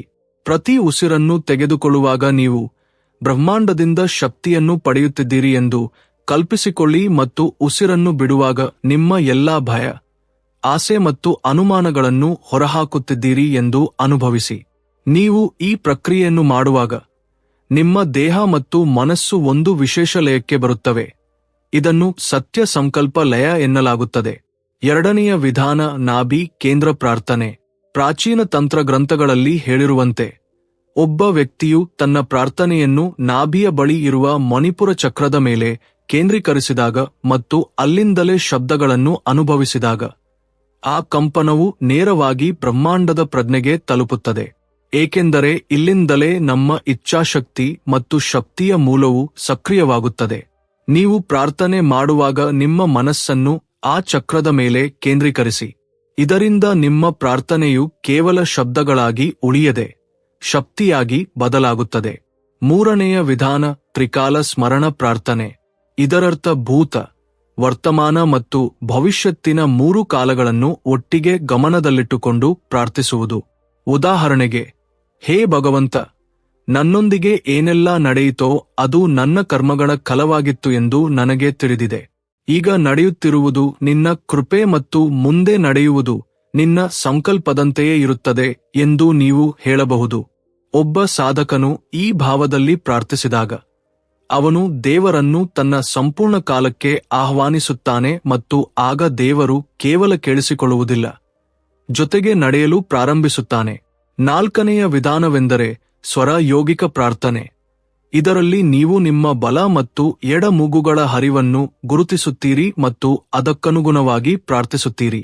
ಎಡ ಸ್ವರವು ಸಕ್ರಿಯವಾಗಿದ್ದರೆ ಶಾಂತಿಯುತ ಪ್ರಾರ್ಥನೆಯನ್ನು ಮಾಡಿ. ಬಲ ಸ್ವರವು ಚಲಿಸುತ್ತಿದ್ದರೆ ಶಕ್ತಿ ಮತ್ತು ಧೈರ್ಯಕ್ಕಾಗಿ ಪ್ರಾರ್ಥಿಸಿ ಮತ್ತು ಎರಡೂ ಒಟ್ಟಿಗೆ ಚಲಿಸುತ್ತಿದ್ದರೆ ನಶಿಗಳು ಇದನ್ನು ಸುಷುಮ್ನಾ ದ್ವಾರ ತೆರೆಯುವುದು ಎಂದು ಕರೆದಿದ್ದಾರೆ. ಅದು ಪ್ರಾರ್ಥನೆಗೆ ಅತ್ಯಂತ ಶ್ರೇಷ್ಠ ಸಮಯವಾಗಿರುತ್ತದೆ. ಈ ಸಮಯದಲ್ಲಿ ಮಾಡಿದ ಪ್ರಾರ್ಥನೆಯು ನೇರವಾಗಿ ಬ್ರಹ್ಮಾಂಡದ ಪ್ರಜ್ಞೆಯಲ್ಲಿ ವಿಲೀನಗೊಳ್ಳುತ್ತದೆ. ಮತ್ತು ಐದನೆಯ ವಿಧಾನವು ಮಾನಸಿಕ ಪ್ರತಿಧ್ವನಿ ಸಾಧನೆ. ನೀವು ಪ್ರಾರ್ಥಿಸುವಾಗ ಅದನ್ನು ಕೇವಲ ಹೊರಗೆ ಮಾತನಾಡಬೇಡಿ, ಬದಲಿಗೆ ಆ ಶಬ್ದಗಳು ನಿಮ್ಮೊಳಗೆ ಮೊಳಗುತ್ತಿರುವಂತೆ ಅದನ್ನು ನಿಮ್ಮ ಪ್ರಜ್ಞೆಯಲ್ಲಿ ಆಲಿಸಿ. ಈ ಪ್ರಕ್ರಿಯೆಯಲ್ಲಿ ನಿಮ್ಮ ಮೆದುಳು, ನಿಮ್ಮ ಆತ್ಮ ಮತ್ತು ಬ್ರಹ್ಮಾಂಡವು ಒಂದೇ ರೀತಿಯ ಧ್ವನಿ ತರಂಗಗಳಲ್ಲಿ ಮುಳುಗುತ್ತವೆ. ಸಂತ ತುಳಸಿದಾಸರು ಮನ್ ರಮಯ್ಯ ಎಂದು ಕರೆದ ಅವಸ್ಥೆ ಇದೇ ಆಗಿದೆ. ಅಲ್ಲಿ ಮನಸ್ಸು ದೇವರ ಅಲೆಗಳೊಂದಿಗೆ ಒಂದಾಗುತ್ತದೆ. ಈ 5 ಪ್ರಾಚೀನ ವಿಧಾನಗಳನ್ನು ನೀವು ನಿಧಾನವಾಗಿ ಅಳವಡಿಸಿಕೊಂಡರೆ ನಿಮ್ಮ ಪ್ರಾರ್ಥನೆಯು ಇನ್ನು ಮುಂದೆ ಕೇವಲ ಶಬ್ದಗಳ ಗುಂಪಾಗಿ ಉಳಿಯುವುದಿಲ್ಲ, ಅದು ದಿವ್ಯ ಸಂವಹನವಾಗುತ್ತದೆ. ಆದರೆ ಈ ವಿಧಾನಗಳನ್ನು ಬಳಸಿದ ನಂತರವೂ ಇನ್ನೊಂದು ರಹಸ್ಯವಿದೆಯೇ? ಪ್ರಾರ್ಥನೆಗೆ ಉತ್ತರ ಬರುತ್ತಿದೆ ಎಂದು ಸೂಚಿಸುವ ಕೆಲವು ವಿಶೇಷ ಸಂಕೇತಗಳಿವೆ. ನಾವು ಕೇವಲ ಮಾತುಗಳಿಂದ ಹೇಳಿದಾಗ ಪ್ರಾರ್ಥನೆ ಪೂರ್ಣವಾಗುವುದಿಲ್ಲ. ಬ್ರಹ್ಮಾಂಡವು ಅದಕ್ಕೆ ಪ್ರತ್ಯುತ್ತರವಾಗಿ ಸ್ಪಂದಿಸಿದಾಗ ಮಾತ್ರ ಅದು ಪೂರ್ಣವಾಗುತ್ತದೆ. ಈ ಉತ್ತರವು ಅನೇಕ ಬಾರಿ ನೇರವಾಗಿ ಬಾರದೆ ಸಂಕೇತಗಳ ಮೂಲಕ ಬರುತ್ತದೆ. ಈ ಸಂಕೇತಗಳು ಬಹಳ ಸೂಕ್ಷ್ಮವಾಗಿರುತ್ತವೆ, ಆದರೆ ಧ್ಯಾನ ಮತ್ತು ಜಾಗೃತಿಯಲ್ಲಿ ಇರುವವರು ಮಾತ್ರ ಇವುಗಳನ್ನು ಗುರುತಿಸಬಹುದು. ನಿಮ್ಮ ಪ್ರಾರ್ಥನೆಯು ಕೇಳಿಸಲ್ಪಟ್ಟಿದೆ ಎಂದು ತಿಳಿಸುವ 7 ಗುಪ್ತ ಸಂಕೇತಗಳನ್ನು ಋಷಿಗಳು ಮತ್ತು ಯೋಗಿಗಳು ವಿವರಿಸಿದ್ದಾರೆ. ಮೊದಲ ಸಂಕೇತವೆಂದರೆ ಹಠಾತ್ತನೆ ಆಂತರಿಕ ಶಾಂತಿಯ ಅನುಭವವಾಗುವುದು. ನೀವು ಆಳವಾದ ಪ್ರಾರ್ಥನೆ ಮಾಡಿದ ನಂತರ ಮನಸ್ಸು ಶಾಂತ ಸಮುದ್ರದಂತೆ ಆಗಿ ಯಾವುದೇ ಅಲೆಗಳಿಲ್ಲದ ಸ್ಥಿತಿಯನ್ನು ತಲುಪುತ್ತದೆ. ಯಾವುದೇ ಚಿಂತೆಯಿಲ್ಲದ ಈ ಸ್ಥಿತಿಯು ನಿಮ್ಮ ಪ್ರಜ್ಞೆಯು ದೇವರ ಪ್ರಜ್ಞೆಯನ್ನು ಸ್ಪರ್ಶಿಸಿದ ಮತ್ತು ಆ ಸ್ಪರ್ಶವು ಶಾಂತಿಯ ರೂಪದಲ್ಲಿ ಇಳಿದು ಬಂದ ಕ್ಷಣವಾಗಿದೆ. ಎರಡನೇ ಸಂಕೇತವೆಂದರೆ ಕನಸುಗಳಲ್ಲಿ ದೈವಿಕ ಚಿಹ್ನೆಗಳು ಅಥವಾ ಮಾರ್ಗದರ್ಶನ ಬರುವುದು. ನೀವು ಬ್ರಹ್ಮ ಮುಹೂರ್ತದಲ್ಲಿ ಪ್ರಾರ್ಥನೆ ಮಾಡಿದ್ದು, ಅದೇ ದಿನ ರಾತ್ರಿ ಬೆಳಕು, ದೇವರು, ದೇವತೆ ಅಥವಾ ಯಾವುದಾದರೂ ಸೂಚಕ ಸಂಕೇತದಂತಹ ಅದ್ಭುತ ಕನಸನ್ನು ಕಂಡರೆ ಉತ್ತರವನ್ನು ಕಳುಹಿಸಲಾಗಿದೆ ಎಂಬುದಕ್ಕೆ ಇದು ಸಂಕೇತವಾಗಿದೆ. ಹಳೆಯ ಕಾಲದಲ್ಲಿ ದೇವರ ಭಾಷೆಯನ್ನು ಅರ್ಥಮಾಡಿಕೊಳ್ಳಲು ಇದೇ ಮಾಧ್ಯಮವಾಗಿತ್ತು. ಮೂರನೆಯ ಸಂಕೇತವೆಂದರೆ ನಿಮ್ಮ ಸುತ್ತಮುತ್ತಲಿನ ವಿಷಯಗಳು ಇದ್ದಕ್ಕಿದ್ದಂತೆ ಬದಲಾಗುವುದು. ಉದಾಹರಣೆಗೆ, ಯಾವುದೋ ಅಡೆತಡೆ ಇದ್ದಕ್ಕಿದ್ದಂತೆ ನಿವಾರಣೆಯಾಗುವುದು, ಹಳೆಯ ಸ್ನೇಹಿತರು ಸಂಪರ್ಕಿಸುವುದು ಅಥವಾ ಯಾವುದೋ ಅಹಿತಕರ ಘಟನೆ ಇದ್ದಕ್ಕಿದ್ದಂತೆ ಶುಭವಾಗಿ ಬದಲಾಗುವುದು. ಬ್ರಹ್ಮಾಂಡವು ತನ್ನ ಉತ್ತರವನ್ನು ಘಟನೆಗಳು ಮತ್ತು ಸನ್ನಿವೇಶಗಳ ಮೂಲಕವೂ ಪ್ರಕಟಿಸುತ್ತದೆ. ನಾಲ್ಕನೆಯ ಸಂಕೇತವೆಂದರೆ ಯಾವುದಾದರೂ ಪವಿತ್ರ ಗ್ರಂಥವು ತನ್ನಷ್ಟಕ್ಕೆ ತೆರೆದುಕೊಳ್ಳುವುದು ಮತ್ತು ಆ ಪುಟದಲ್ಲಿ ಉತ್ತರ ಸಿಗುವುದು. ಅನೇಕ ಸಾಧಕರು ತಾವು ಗೊಂದಲದಲ್ಲಿದ್ದಾಗ ಮತ್ತು ಪ್ರಾರ್ಥಿಸಿದಾಗ ನಂತರ ಪವಿತ್ರ ಗ್ರಂಥವನ್ನು ತೆರೆದರೆ ಉತ್ತರವು ಪದಗಳಲ್ಲಿ ಬರೆದಂತೆ ಸಿಗುತ್ತದೆ ಎಂದು ಅನುಭವಿಸಿದ್ದಾರೆ. ಇದು ಕಾಕತಾಳೀಯವಲ್ಲ, ಇದು ಬ್ರಹ್ಮಾಂಡದ ನೇರ ಪ್ರತಿಕ್ರಿಯೆಯಾಗಿದೆ. ಐದನೆಯ ಸಂಕೇತವೆಂದರೆ ದೇಹದಲ್ಲಿ ಶಕ್ತಿ ಇದ್ದಕ್ಕಿದ್ದಂತೆ ಹೆಚ್ಚಾಗುವುದು ಅಥವಾ ಕಂಪನವಾಗುವುದು. ಪ್ರಾರ್ಥನೆಯನ್ನು ಆಳವಾಗಿ ಆಲಿಸಿದಾಗ ಅದು ದೇಹದ ಸೂಕ್ಷ್ಮ ಕೇಂದ್ರಗಳ ಮೇಲೆ ಪರಿಣಾಮ ಬೀರುತ್ತದೆ. ವಿಶೇಷವಾಗಿ ಹೃದಯ, ನಾಭಿ ಅಥವಾ ಆಜ್ಞಾ ಚಕ್ರದಲ್ಲಿ ಸಣ್ಣ ಕಂಪನ ಅಥವಾ ಉಷ್ಣತೆಯ ಅನುಭವವಾಗುವುದು ದೈವಿಕ ಉತ್ತರದ ಸಂಕೇತವಾಗಿದೆ. 6ನೆಯ ಸಂಕೇತವೆಂದರೆ ಯಾರೋ ಅಪರಿಚಿತ ವ್ಯಕ್ತಿ ಬಂದು ನಿಮ್ಮ ಮನಸ್ಸಿನಲ್ಲಿದ್ದ ಮಾತನ್ನೇ ಹೇಳುವುದು. ಈ ವ್ಯಕ್ತಿಯು ಸಂದೇಶವಾಹಕನಾಗಿರುತ್ತಾನೆ, ಕೆಲವೊಮ್ಮೆ ತಿಳಿಯದೆ, ಕೆಲವೊಮ್ಮೆ ತಿಳಿದೇ. ಇದು ಬ್ರಹ್ಮಾಂಡದ ಸುವರ್ಣ ಸಂವಹನ ವ್ಯವಸ್ಥೆಯಾಗಿದೆ. ಮತ್ತು 7ನೆಯ ಅತ್ಯಂತ ರಹಸ್ಯಮಯ ಸಂಕೇತವೆಂದರೆ ಯಾವುದೇ ತರ್ಕವಿಲ್ಲದೆ, ಅನುಮಾನವಿಲ್ಲದೆ ಒಳಗಿನಿಂದ ಬರುವ ಅಚಲವಾದ ಸ್ಪಷ್ಟ ಉತ್ತರ. ಯಾರೋ ಒಳಗಿನಿಂದ ಚಿಂತಿಸಬೇಡ, ಎಲ್ಲವೂ ಸರಿಯಾಗುತ್ತದೆ ಎಂದು ಹೇಳುತ್ತಿರುವಂತೆ. ಈ ಆಂತರಿಕ ಧ್ವನಿಯು ದೇವರ ಉತ್ತರವೇ ಆಗಿರುತ್ತದೆ. ಆದರೆ ಇದಕ್ಕಾಗಿ ಮನಸ್ಸನ್ನು ಸಂಪೂರ್ಣವಾಗಿ ಶಾಂತ ಮತ್ತು ಜಾಗರೂಕವಾಗಿರಿಸಬೇಕಾಗುತ್ತದೆ. ಈ 7 ಸಂಕೇತಗಳನ್ನು ಗುರುತಿಸುವ ಕಲೆಯು ಅಭ್ಯಾಸದಿಂದ ಮಾತ್ರ ಬರುತ್ತದೆ. ಆದರೆ ಕೇವಲ ಸಂಕೇತಗಳನ್ನು ಗುರುತಿಸುವುದು ಸಾಕೆ? ಇಲ್ಲ. ದೇವರು ನಿಮ್ಮ ಪ್ರಾರ್ಥನೆಯನ್ನು ಕೇಳುವುದು ಮಾತ್ರವಲ್ಲದೆ ಸ್ವತಃ ನಿಮ್ಮೊಳಗೆ ಪ್ರಕಟವಾಗಬೇಕೆಂದು ನೀವು ಬಯಸಿದರೆ, ಅದಕ್ಕಾಗಿ ಒಂದು ಅತ್ಯಂತ ರಹಸ್ಯಮಯವಾದ ಸಾಧನೆಯಿದೆ. ಇದನ್ನು ಕೆಲವು ಯೋಗಿಗಳು ಮಾತ್ರ ಅಳವಡಿಸಿಕೊಂಡಿದ್ದಾರೆ. ಇದನ್ನು ಅಂತರ್ಯಾಮಿ ಪ್ರಾರ್ಥನಾ ಸಾಧನೆ ಎಂದು ಕರೆಯುತ್ತಾರೆ. ಆದರೆ ಇದೇನು ಸಾಮಾನ್ಯ ಅಭ್ಯಾಸವಲ್ಲ. ಇದು ಸಾಧಕನು ತನ್ನ ಹೃದಯವನ್ನು ಎಷ್ಟರ ಮಟ್ಟಿಗೆ ಶುದ್ಧೀಕರಿಸುವ, ತನ್ನ ಸಂಕಲ್ಪವನ್ನು ಎಷ್ಟರ ಮಟ್ಟಿಗೆ ಬಲಪಡಿಸುವ ಮತ್ತು ತನ್ನ ಭಾವವನ್ನು ಎಷ್ಟರ ಮಟ್ಟಿಗೆ ಆಳಗೊಳಿಸುವ ಪ್ರಕ್ರಿಯೆಯೆಂದರೆ ಸ್ವತಃ ದೇವರೇ ಅವನ ಪ್ರಜ್ಞೆಯಲ್ಲಿ ಇಳಿಯಲು ಪ್ರಾರಂಭಿಸುತ್ತಾನೆ. ಈ ಸಾಧನೆಯನ್ನು ಶ್ರೀಕೃಷ್ಣನು ಭಗವದ್ಗೀತೆಯಲ್ಲಿ ಸಂಕೇತ ರೂಪದಲ್ಲಿ ತಿಳಿಸಿದ್ದಾನೆ. ಯೋಗಸ್ಥಃ ಕುರು ಕರ್ಮಾಣಿ. ಯಾವಾಗ ಮನಸ್ಸು ಯೋಗದಲ್ಲಿ ಸಂಪೂರ್ಣವಾಗಿ ಸ್ಥಿರವಾಗುತ್ತದೆಯೋ ಆಗ ಪ್ರತಿಯೊಂದು ಕೆಲಸವೂ ಸ್ವತಃ ದೇವರೊಂದಿಗೆ ಬೆರೆತು ಹೋಗುತ್ತದೆ. ಈ ಸಾಧನೆಯ ಆರಂಭವು ಮೌನದಿಂದ ಆಗುತ್ತದೆ. ಆದರೆ ಇದು ಸಾಮಾನ್ಯ ಮೌನವಲ್ಲ, ಇದು ಅಂತರ ಮೌನವಾಗಿರುತ್ತದೆ. ಇಲ್ಲಿ ಆಲೋಚನೆಗಳ ಸದ್ದು ಕೂಡ ಇರುವುದಿಲ್ಲ. ಬ್ರಹ್ಮಮುಹೂರ್ತದ ನಾಜೂಕಾದ ಸಮಯದಲ್ಲಿ ನೀವು ನಿಮ್ಮ ಕಣ್ಣುಗಳನ್ನು ಮುಚ್ಚಿ ಹೃದಯದಲ್ಲಿ ಕುಳಿತು ಕೇವಲ ಪ್ರಭು, ನಾನು ಇಲ್ಲಿದ್ದೇನೆಂದು ಹೇಳಿದಾಗ, ಅದು ನೀವು ಸಿದ್ಧರಿದ್ದೀರಿ ಎಂಬುದಕ್ಕೆ ಬ್ರಹ್ಮಾಂಡಕ್ಕೆ ನೀಡುವ ಒಂದು ಸಂಕೇತವಾಗಿರುತ್ತದೆ.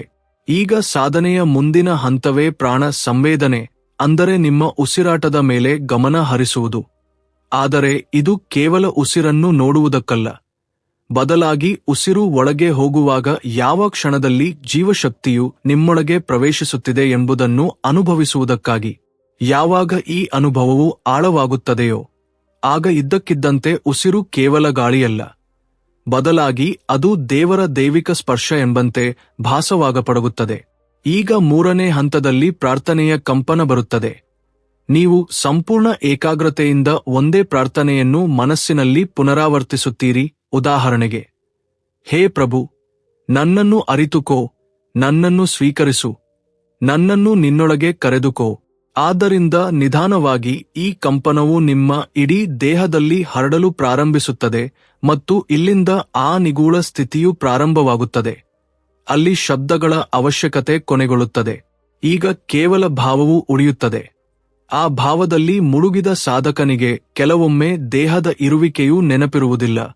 ಸಮಯ ನಿಲ್ಲುತ್ತದೆ, ಉಸಿರಾಟವು ನಿಧಾನವಾಗುತ್ತದೆ ಮತ್ತು ಸಾಧಕನೊಳಗೆ ಒಂದು ಬೆಳಕು ಮೂಡುವ ಕ್ಷಣ ಬರುತ್ತದೆ. ಒಂದು ಮಂದವಾದ, ಬೆಚ್ಚಗಿನ, ಶಾಂತವಾದ ಬೆಳಕು ದೇವರ ಸಂಕೇತವಾಗಿದೆ.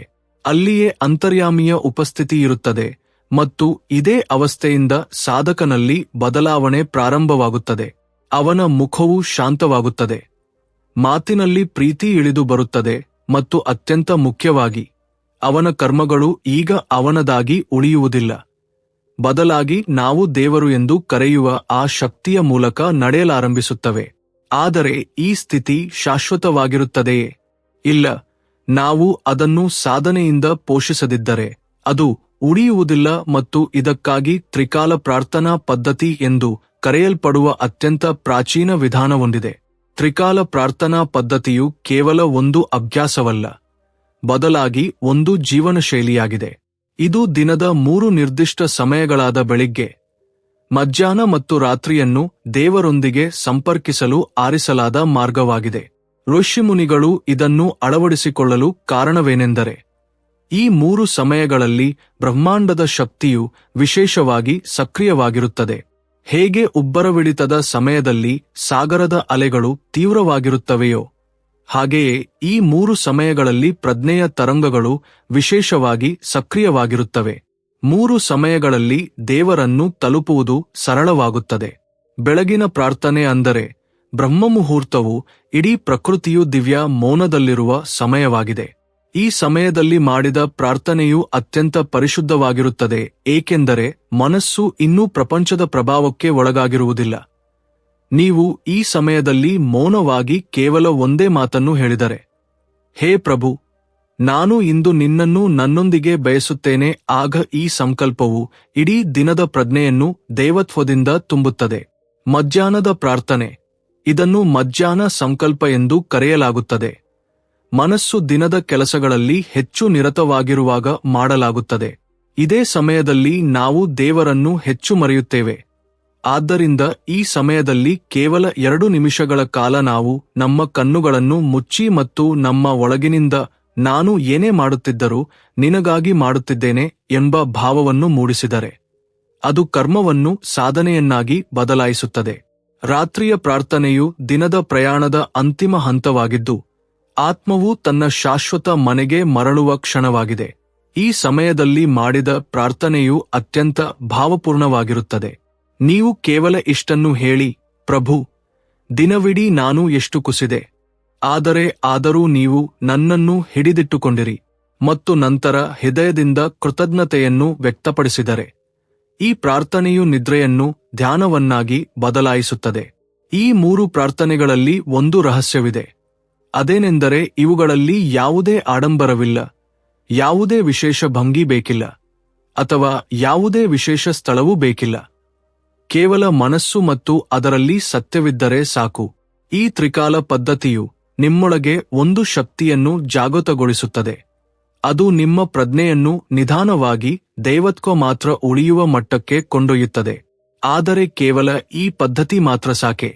ಇಲ್ಲ, ಏಕೆಂದರೆ ಅನೇಕ ಜನರು ಈ 3 ಪ್ರಾರ್ಥನೆಗಳನ್ನು ಮಾಡುತ್ತಾರೆ, ಆದರೂ ಅವರಿಗೆ ದೇವರ ಇರುವಿಕೆ ಅನುಭವವಾಗುವುದಿಲ್ಲ. ಏಕೆಂದರೆ ಅವರು ಒಂದು ಗುಪ್ತ ತಪ್ಪು ಮಾಡುತ್ತಾರೆ.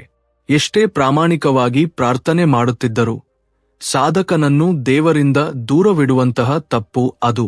ಈ ಗುಪ್ತ ತಪ್ಪು ನೋಡಲು ಬಹಳ ಚಿಕ್ಕದಾಗಿ ಕಾಣುತ್ತದೆ, ಆದರೆ ಇದೇ ಕಾರಣದಿಂದಾಗಿ ಬಹುತೇಕ ಸಾಧಕರು ವರ್ಷಗಟ್ಟಲೆ ಪ್ರಾರ್ಥನೆ ಮಾಡುತ್ತಾರೆ, ಆದರೂ ದೇವರನ್ನು ಸ್ಪರ್ಶಿಸಲು ಸಾಧ್ಯವಾಗುವುದಿಲ್ಲ. ಆ ತಪ್ಪು ಏನೆಂದರೆ ಏನನ್ನಾದರೂ ಕೇಳುವ ಆತುರದಲ್ಲಿ ಸ್ವೀಕರಿಸುವ ಕಲೆಯನ್ನು ಕಳೆದುಕೊಳ್ಳುವುದು. ನಾವು ಪ್ರಾರ್ಥನೆ ಮಾಡಿದಾಗಲೆಲ್ಲ ಯಶಸ್ಸು, ಆರೋಗ್ಯ, ಶಾಂತಿ, ಪ್ರೀತಿ ಎಂದು ಏನನ್ನಾದರೂ ಕೇಳುತ್ತೇವೆ. ಆದರೆ ನಿಜವಾದ ಭಕ್ತನ ಪ್ರಾರ್ಥನೆಯು ಬೇಡುವುದರಿಂದಲ್ಲ, ಸಮರ್ಪಣೆಯಿಂದ ಪ್ರಾರಂಭವಾಗುತ್ತದೆ ಎಂಬುದನ್ನು ನಾವು ಮರೆಯುತ್ತೇವೆ. ಒಂದು ಮಗು ಪ್ರತಿ ಬಾರಿಯೂ ತನ್ನ ಪೋಷಕರಿಂದ ಏನನ್ನಾದರೂ ಕೇಳುತ್ತಲೇ ಇದ್ದು ಅವರು ಈಗಾಗಲೇ ತನಗಾಗಿ ಅತ್ಯುತ್ತಮವಾದುದನ್ನೇ ಯೋಚಿಸುತ್ತಿದ್ದಾರೆ ಎಂದು ನಂಬದಿದ್ದರೆ ಹೇಗೆ? ಆಗ ಅವನು ಕೇವಲ ಯಾಚಕನಾಗಿ ಉಳಿಯುತ್ತಾನೆ, ಮಗನಾಗಿ ಅಲ್ಲ.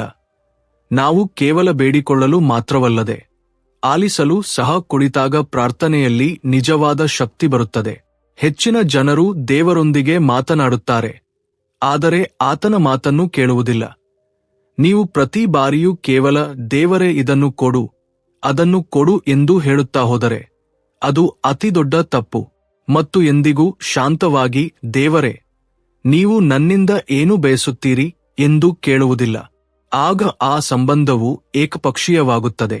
ಇಲ್ಲಿ ಒಂದು ರಹಸ್ಯದ ಮಾತನ್ನು ತಿರಿಯೋಣ.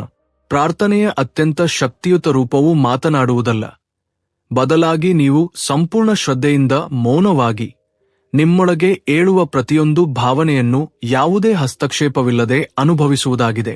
ಮನಸ್ಸು ಮೌನವಾದಾಗ ಮಾತ್ರ ದೇವರು ಮಾತನಾಡುತ್ತಾನೆ. ಮನಸ್ಸು ಶಾಂತವಾದಾಗ ಮಾತ್ರ ಅವನ ಇರುವಿಕೆ ಅನುಭವಕ್ಕೆ ಬರುತ್ತದೆ. ಉದಾಹರಣೆಗೆ, ಒಬ್ಬ ಸಾಧಕನು ತನಗೆ ದೇವರ ದರ್ಶನವಾಗಬೇಕೆಂದು ಪ್ರತಿದಿನ ಪ್ರಾರ್ಥಿಸುತ್ತಿದ್ದನು. ಅವನು 7 ವರ್ಷಗಳ ಕಾಲ ಸತತವಾಗಿ ಈ ಸಂಕಲ್ಪವನ್ನು ಪುನರಾವರ್ತಿಸಿದನು, ಆದರೆ ಏನೂ ಆಗಲಿಲ್ಲ. ಒಂದು ದಿನ ಅವನು ತುಂಬಾ ಸೋತು ಹೋದನು ಮತ್ತು ಪ್ರಾರ್ಥನೆಯ ಸ್ಥಳದಲ್ಲಿ ಕುಳಿತು ಸುಮ್ಮನಾದನು, ಏನೂ ಮಾತನಾಡದೆ, ಏನೂ ಕೇಳದೆ ಕುಳಿತಾಗ. ಅದೇ ದಿನ ಅವನಿಗೆ ತನ್ನೊಳಗೆ ಒಂದು ಪ್ರಕಾಶದ ಅನುಭವವಾಯಿತು. ಯಾರೋ ಅವನ ತಲೆಯ ಮೇಲೆ ಕೈಯಿಟ್ಟಂತೆ ಭಾಸವಾಯಿತು. ಅದುವೇ ದೇವರ ಮೌನ ಕೃಪೆ. ಆದ್ದರಿಂದ ಮುಂದಿನ ಬಾರಿ ನೀವು ಬ್ರಹ್ಮ ಮುಹೂರ್ತದಲ್ಲಿ ಪ್ರಾರ್ಥನೆ ಮಾಡುವಾಗ ಸ್ವಲ್ಪ ಸಮಯದವರೆಗೆ ಏನನ್ನೂ ಹೇಳಬೇಡಿ, ಕೇವಲ ಆಲಿಸಿ. ನಿಮ್ಮೊಳಗಿನ ಚಲನೆಯನ್ನು ಗಮನಿಸಿ ಮತ್ತು ಅದರಿಂದ ಹೊರಹೊಮ್ಮುವ ಶಬ್ದಗಳಿಲ್ಲದೆ ಸಂವಹನ ನಡೆಸುವ ಆ ಶಾಂತಿಯನ್ನು ಹಿಡಿದಿಟ್ಟುಕೊಳ್ಳಿ. ಇದುವೇ ಪ್ರಾರ್ಥನೆಯು ಶಬ್ದಗಳಿಂದ ಶಕ್ತಿಗೆ, ಶಕ್ತಿಯಿಂದ ಸಾನ್ನಿಧ್ಯಕ್ಕೆ ರೂಪಾಂತರಗೊಳ್ಳುವ ಬಿಂದುವಾಗಿದೆ. ಆದರೆ ಮೌನವೊಂದೇ ಸಾಕೆ? ಇಲ್ಲ, ಏಕೆಂದರೆ ಹೃದಯದಲ್ಲಿ ಭಾವವಿಲ್ಲದಿದ್ದರೆ ಈ ಮೌನವು ಕೆಲಸ ಮಾಡುವುದಿಲ್ಲ ಮತ್ತು ಇಲ್ಲಿ ಪ್ರಾರ್ಥನೆಯ ಮುಂದಿನ ಅತ್ಯಂತ ಶಕ್ತಿಯುತವಾದ ಅಂಶ ಬರುತ್ತದೆ. ಭಾವ ಸಂವೇದನೆಯೇ ದೇವರನ್ನು ನಮ್ಮತ್ತ ಆಕರ್ಷಿಸುವ ಕಾಂತೀಯ ಶಕ್ತಿಯಾಗಿದೆ. ಕೇವಲ ಶಬ್ದಗಳಿಂದ ಮಾಡಿದ ಪ್ರಾರ್ಥನೆಯು ಬಿಲ್ಲಿನ ದಾರವನ್ನು ಎಳೆಯದ ಬಾಣದಂತಿದೆ. ಅದು ಗುರಿಯನ್ನು ತಲುಪಲು ಸಾಧ್ಯವೇ ಇಲ್ಲ. ಆದರೆ ಅದೇ ಶಬ್ದಗಳು ಭಾವದಿಂದ ತುಂಬಿದ್ದರೆ ಆ ಬಾಣವು ತನ್ನ ಗುರಿಯನ್ನು ಭೇದಿಸುತ್ತದೆ. ಶಬ್ದಗಳು ಎಷ್ಟೇ ಸರಳವಾಗಿದ್ದರೂ ಸರಿ. ಇಲ್ಲಿ ಇಬ್ಬರು ವ್ಯಕ್ತಿಗಳ ಉದಾಹರಣೆಯನ್ನು ತೆಗೆದುಕೊಳ್ಳಿ. ಒಬ್ಬನು ಅಭ್ಯಾಸಬಲದಿಂದ ಯಾವುದೇ ಭಾವವಿಲ್ಲದೆ ಹೇಳುತ್ತಾನೆ ಮತ್ತು ಇನ್ನೊಬ್ಬನು ತನ್ನ ಉಸಿರು ಆ ಕ್ಷಣವೇ ನಿಂತು ಹೋಗುವಂತಿದೆ ಎಂಬಂತೆ ತನ್ನ ಸಂಪೂರ್ಣ ಆತ್ಮದಿಂದ ಹೇಳುತ್ತಾನೆ. ಮೊದಲನೆಯವನ ಪ್ರಾರ್ಥನೆ ಗಾಳಿಯಲ್ಲಿ ಲೀನವಾಗುತ್ತದೆ, ಆದರೆ ಎರಡನೆಯವನ ಕರೆ ದೇವರ ಹೃದಯವನ್ನು ತಲುಪುತ್ತದೆ. ಇದೇ ಭಗವದ್ಗೀತೆಯಲ್ಲಿ ಹೇಳಲಾದ ಭಾವದ ಶಕ್ತಿ. ಶ್ರೀಕೃಷ್ಣನು ಹೇಳುತ್ತಾನೆ, ಪತ್ರಂ ಪುಷ್ಪಂ ಕಲಂ ತೋಯಂ ಯೋ ಮೇ ಭಕ್ತ್ಯಾ ಪ್ರಯಚ್ಛತಿ. ಅಂದರೆ ಒಬ್ಬ ಭಕ್ತನು ನನಗೆ ಪ್ರೀತಿಯಿಂದ ಒಂದು ಎಲೆ, ಒಂದು ಹೂವು, ಒಂದು ಹಣ್ಣು ಅಥವಾ ನೀರನ್ನು ಅರ್ಪಿಸಿದರು ನಾನು ಅದನ್ನು ಸ್ವೀಕರಿಸುತ್ತೇನೆ. ಇಲ್ಲಿ ದೇವರ ಗಮನವು ವಸ್ತುವಿನ ಮೇಲಲ್ಲ, ಬದಲಾಗಿ ಅದನ್ನು ನೀಡುವಾಗ ಇದ್ದ ಭಾವದ ಮೇಲಿರುತ್ತದೆ. ಭಾವವು ಆತ್ಮವು ದೇವರನ್ನು ತಲುಪುವ ದ್ವಾರವಾಗಿದೆ ಮತ್ತು ಈ ಭಾವವು ಯಾವುದೇ ಬಾಹ್ಯ ವಸ್ತುವಲ್ಲ. ಇದು ಒಳಗಿನಿಂದ ಜಾಗೃತವಾಗುತ್ತದೆ.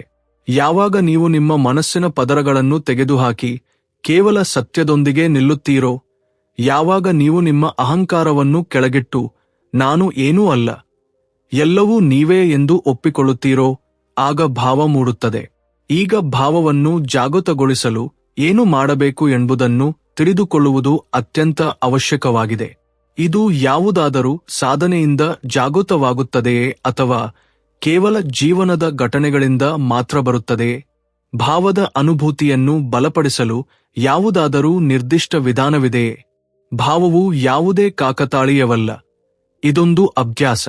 ಶರೀರವನ್ನು ದಂಡಿಸಲು ಯೋಗವನ್ನು ಹೇಗೆ ಮಾಡಲಾಗುತ್ತದೆಯೋ ಹಾಗೆಯೇ ಭಾವವನ್ನು ಜಾಗೃತಗೊಳಿಸಲು ಹೃದಯದ ಸಾಧನೆಯನ್ನು ಮಾಡಬೇಕಾಗುತ್ತದೆ. ಈ ಸಾಧನೆಯು ಗುಪ್ತವಾಗಿರುತ್ತದೆ, ಆದರೆ ಇದನ್ನು ಸರಿಯಾದ ರೀತಿಯಲ್ಲಿ ಮಾಡಿದಾಗ ಬ್ರಾಹ್ಮಿ ಮುಹೂರ್ತದ ಪ್ರತಿಯೊಂದು ಪ್ರಾರ್ಥನೆಯೂ ದಿವ್ಯತೆಯಿಂದ ತುಂಬಿ ಹೋಗುತ್ತದೆ. ಮೊದಲನೇ ವಿಧಾನವೇ ಸ್ಮರಣೆ. ಆದರೆ ಇದು ಸಾಮಾನ್ಯ ಸ್ಮರಣೆಯಲ್ಲ. ಇದೊಂದು ಎಂತಹ ಸ್ಮರಣೆಯೆಂದರೆ ಇದರಲ್ಲಿ ನೀವು ನಿಮ್ಮ ಇಷ್ಟದೇವರನ್ನು ಕೇವಲ ನೆನಪಿಸಿಕೊಳ್ಳುವುದಿಲ್ಲ, ಬದಲಾಗಿ ಅವರೊಂದಿಗೆ ಭಾವನಾತ್ಮಕ ಸಂಬಂಧವನ್ನು ಬೆಳೆಸುತ್ತೀರಿ. ಪ್ರಿಯಪಾತ್ರರನ್ನು ನೆನಪಿಸಿಕೊಂಡಾಗ ಹೇಗೆ ಕಣ್ಣುಗಳು ಒದ್ದೆಯಾಗುತ್ತವೆಯೋ, ಮನಸ್ಸು ಸ್ಥಿರವಾಗುತ್ತದೆಯೋ ಮತ್ತು ಒಂದು ರೀತಿಯ ಆತ್ಮಿಕ ಶಕ್ತಿಯು ಹರಿಯಲು ಪ್ರಾರಂಭಿಸುತ್ತದೆಯೋ, ಹಾಗೆಯೇ ಇದು ಇರುತ್ತದೆ. ಇದೇ ಭಾವದ ಮೊದಲ ಕಿಡಿಯಾಗಿದೆ. ಎರಡನೇ ವಿಧಾನವೇ ಕಲ್ಪನೆ. ಕಲ್ಪನೆಯು ಮಿಥ್ಯವಲ್ಲ, ಇದು ಸಾಧನೆಯ ಗುಪ್ತ ಭಾಷೆಯಾಗಿದೆ. ನೀವು ಕಣ್ಣುಗಳನ್ನು ಮುಚ್ಚಿ ನಿಮ್ಮ ಆರಾಧ್ಯ ದೈವವು ನಿಮ್ಮ ಮುಂದೆ ಕುಳಿತಿದ್ದಾರೆ ಎಂದು ಭಾವಿಸಿದಾಗ ಮತ್ತು ನೀವು ಅವರ ಪಾದಗಳ ಬಳಿ ಕುಳಿತಿದ್ದೀರಿ ಎಂದು ಯೋಚಿಸಿದಾಗ ಹೃದಯದಲ್ಲಿ ಸಂಚಲನ ಉಂಟಾಗುತ್ತದೆ. ಕಲ್ಪನೆಯು ತೀವ್ರವಾದಾಗ ಪ್ರಜ್ಞೆಯು ಆ ಅನುಭೂತಿಯನ್ನು ನೈಜವಾಗಿಸುತ್ತದೆ. ಇದೇ ಕಾರಣಕ್ಕಾಗಿ ಭಕ್ತರು ತಮ್ಮ ಭಕ್ತಿಯಲ್ಲಿ ಅತ್ತುಬಿಡುತ್ತಾರೆ. ಅವರಿಗೆ ದೇವರು ನಿಜವಾಗಿಯೂ ಹತ್ತಿರವಿದ್ದಾರೆ ಎಂದು ಅನ್ನಿಸುತ್ತದೆ. ಮೂರನೇ ವಿಧಾನವೇ ಉಸಿರಾಟದೊಂದಿಗೆ ಪ್ರಾರ್ಥನೆ. ನೀವು ಪ್ರಾರ್ಥನೆ ಮಾಡುವಾಗ ನಿಮ್ಮ ಉಸಿರಾಟವನ್ನು ಅದರೊಂದಿಗೆ ಜೋಡಿಸಿದರೆ ಭಾವವು ಶರೀರದ ಮೂಲಕ ಹರಿಯಲು ಪ್ರಾರಂಭಿಸುತ್ತದೆ. ಉದಾಹರಣೆಗೆ, ಪ್ರತಿ ದೀರ್ಘ ಉಸಿರನ್ನು ತೆಗೆದುಕೊಳ್ಳುವಾಗ ಪ್ರಭು ನೀವೇ ಎಲ್ಲವೂ ಎಂದು ಹೇಳಿ ಮತ್ತು ಉಸಿರನ್ನು ಬಿಡುವಾಗ ನಾನು ಏನೂ ಅಲ್ಲ ಎಂದು ಹೇಳಿ. ನಿಧಾನವಾಗಿ ಈ ಭಾವನೆಯು ನಿಮ್ಮ ದೇಹದಲ್ಲಿ ಹರಡಲು ಪ್ರಾರಂಭಿಸುತ್ತದೆ ಮತ್ತು ಒಂದು ಕಂಪನವನ್ನು ಉಂಟುಮಾಡುತ್ತದೆ. ನಾಲ್ಕನೇ ಮತ್ತು ಅತ್ಯಂತ ಗುಪ್ತ ವಿಧಾನವೆಂದರೆ ಮೌನ ಸೇವೆ. ನೀವು ಯಾವುದೇ ಹೆಸರು ಅಥವಾ ತೋರಿಕೆಯಿಲ್ಲದೆ ನಿರ್ಗತಿಕರಿಗೆ ಸಹಾಯ ಮಾಡಿದಾಗ ನಿಮ್ಮೊಳಗೆ ದೇವರೊಂದಿಗಿನ ಸಂಬಂಧವು ಆಳವಾಗುತ್ತದೆ. ಇತರರ ದುಃಖದೊಂದಿಗೆ ಬೆರೆಯುವ ಆ ಭಾವವೇ ಅತ್ಯಂತ ಶುದ್ಧವಾದ ಭಾವವಾಗಿರುತ್ತದೆ. ಈ ವಿಧಾನಗಳ ಅಭ್ಯಾಸದಿಂದ ಹೃದಯದ ಬಂಧನವು ತೆರೆದುಕೊಳ್ಳುತ್ತದೆ ಮತ್ತು ಹೃದಯ ತೆರೆದಾಗ ಪ್ರಾರ್ಥನೆಯು ಕೇವಲ ಶಬ್ದವಾಗಿ ಉಳಿಯುವುದಿಲ್ಲ.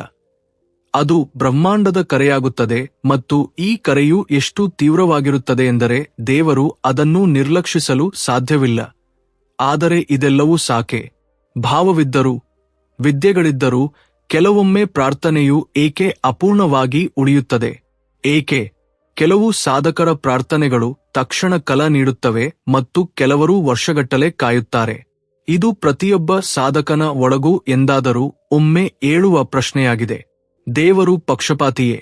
ಕೆಲವರ ಪ್ರಾರ್ಥನೆಯನ್ನು ತಕ್ಷಣವೇ ಆಲಿಸುತ್ತಾರೆ ಮತ್ತು ಇನ್ನು ಕೆಲವರನ್ನು ವರ್ಷಗಟ್ಟಲೆ ಮೌನವಾಗಿ ಕಾಯುವಂತೆ ಮಾಡುತ್ತಾರೆ ಎಂದಲ್ಲ. ದೇವರು ಎಂದಿಗೂ ಪಕ್ಷಪಾತ ಮಾಡುವುದಿಲ್ಲ. ಆದರೆ ಅವರ ಉತ್ತರವು ನಮ್ಮ ಭಾವನೆಗಳ ಜೊತೆಗೆ ನಮ್ಮ ಸಿದ್ಧತೆಯ ಮೇಲೂ ಅವಲಂಬಿತವಾಗಿರುತ್ತದೆ.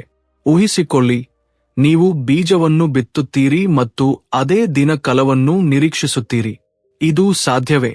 ಬೀಜಕ್ಕೆ ಸಮಯ ಬೇಕು, ಸರಿಯಾದ ಭೂಮಿ ಬೇಕು, ಸೂಕ್ತವಾದ ನೀರು ಮತ್ತು ಬೆಳಕು ಬೇಕು. ಹಾಗೆಯೇ ನೀವು ಪ್ರಾರ್ಥಿಸಿದಾಗ ಅದು ಒಂದು ಬೀಜವಾಗಿರುತ್ತದೆ. ನಿಮ್ಮ ಒಳಗಿನ ಭೂಮಿ ಅಂದರೆ ನಿಮ್ಮ ಮನಸ್ಸು ಶುದ್ಧವಾಗಿಲ್ಲದಿದ್ದರೆ, ಅದರಲ್ಲಿ ಸಂಶಯ, ಕೋಪ ಅಥವಾ ದುರಾಸೆಯ ಪದರಗಳು ತುಂಬಿದ್ದರೆ, ಆಗ ಆ ಪ್ರಾರ್ಥನೆಯ ಬೀಜವು ಬೇರೂರಲು ಸಾಧ್ಯವಾಗುವುದಿಲ್ಲ.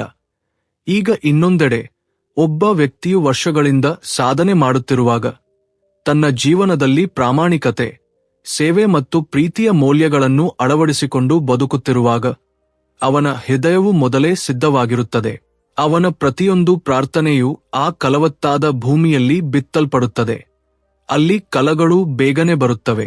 ಆದ್ದರಿಂದ ಹೊರಗಿನ ದೃಷ್ಟಿಯಿಂದ ನೋಡಿದಾಗ ಅವನ ಪ್ರಾರ್ಥನೆಯನ್ನು ತಕ್ಷಣವೇ ಆಲಿಸಲಾಯಿತು ಎಂದು ತೋರುತ್ತದೆ. ಆದರೆ ಒಳಗಿನ ಸಿದ್ಧತೆಯು ವರ್ಷಗಳಿಂದ ನಡೆಯುತ್ತಿರುತ್ತದೆ. ಇಲ್ಲಿ ಒಂದು ಸುಂದರವಾದ ದೃಷ್ಟಾಂತ ಬರುತ್ತದೆ. ಒಬ್ಬ ಸಾಧಕನು ವರ್ಷಗಟ್ಟಲೆ ದೇವರ ಧ್ಯಾನ ಮಾಡಿದನು ಮತ್ತು ಅವನ ಯಾವ ಆಸೆಯೂ ಈಡೇರಲಿಲ್ಲ. ಒಂದು ದಿನ ಅವನು ಹತಾಶನಾಗಿ ಹೀಗೆ ಹೇಳಿದನು, ಹೇ ದೇವರೇ, ನಾನು ನಿನಗೆ ಪ್ರಿಯನಲ್ಲವೇ? ಅದೇ ರಾತ್ರಿ ಅವನು ಕನಸಿನಲ್ಲಿ ದೇವರನ್ನು ಕಂಡನು. ಅವರು ಮುಗುಳ್ನಗುತ್ತಾ ಹೇಳಿದರು, ನೀನು ನನ್ನವನೇ, ಅದಕ್ಕಾಗಿಯೇ ನಾನು ನಿನಗೆ ತಡವಾಗಿ ನೀಡುತ್ತಿದ್ದೇನೆ. ಏಕೆಂದರೆ ನಿನಗೆ ನೀಡುವ ಮೊದಲು ನಿನ್ನನ್ನು ಅದಕ್ಕೆ ಯೋಗ್ಯನನ್ನಾಗಿ ಮಾಡಬೇಕಿದೆ. ಅರ್ಥಮಾಡಿಕೋ, ದೇವರು ತಕ್ಷಣ ಪ್ರತಿಕ್ರಿಯಿಸುವ ಯಂತ್ರವಲ್ಲ. ಅವರು ತಂದೆ, ಪ್ರೀತಿಯಲ್ಲಿ ಮುಳುಗಿರುವ ಶಿಕ್ಷಕ. ಯಾವಾಗ, ಏನು ಮತ್ತು ಹೇಗೆ ನೀಡಬೇಕೆಂದು ಅವರಿಗೆ ತಿಳಿದಿದೆ. ಅನೇಕ ಬಾರಿ ವಿಳಂಬವು ನಮ್ಮನ್ನು ಒಳಗಿನಿಂದ ಬಲಪಡಿಸಲು ಆಗಿರುತ್ತದೆ ಮತ್ತು ಯಾವಾಗ ನಾವು ಅದಕ್ಕೆ ಯೋಗ್ಯರಾಗುತ್ತೇವೆಯೋ ಆಗ ನಾವು ಊಹಿಸದಿದ್ದು ನಮಗೆ ಸಿಗುತ್ತದೆ. ಆದರೆ ಇಲ್ಲಿ ಇನ್ನೊಂದು ರಹಸ್ಯ ಅಡಗಿದೆ.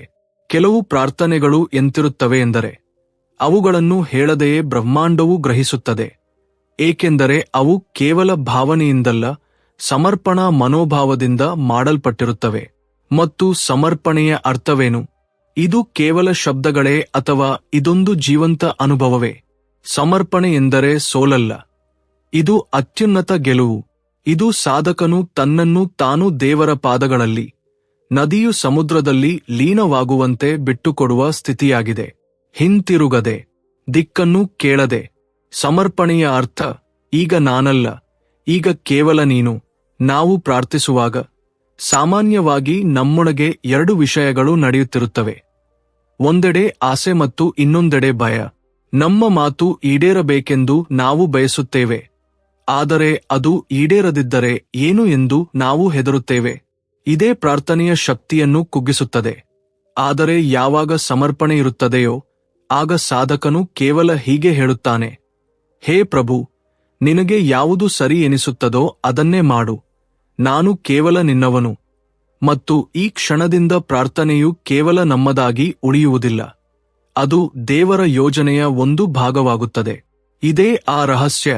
ಕಾರಣದಿಂದಾಗಿ ಸಮರ್ಪಣೆಯೊಂದಿಗೆ ಮಾಡಿದ ಪ್ರಾರ್ಥನೆಯು ಎಂದಿಗೂ ತಿರಸ್ಕರಿಸಲ್ಪಡುವುದಿಲ್ಲ, ಏಕೆಂದರೆ ಅದರಲ್ಲಿ ನಾನು ಎಂಬುದು ಇರುವುದಿಲ್ಲ. ಅಲ್ಲಿ ಕೇವಲ ಅವನು ಇರುತ್ತಾನೆ. ಒಮ್ಮೆ ಭಕ್ತನೊಬ್ಬ ಗಂಗಾ ನದಿಯ ದಡದಲ್ಲಿ ಕುಳಿತು ತನ್ನ ಸಮಸ್ಯೆಗಳ ಬಗ್ಗೆ ಚಿಂತಿಸುತ್ತಿರುವುದನ್ನು ಕಾಣಲಾಯಿತು.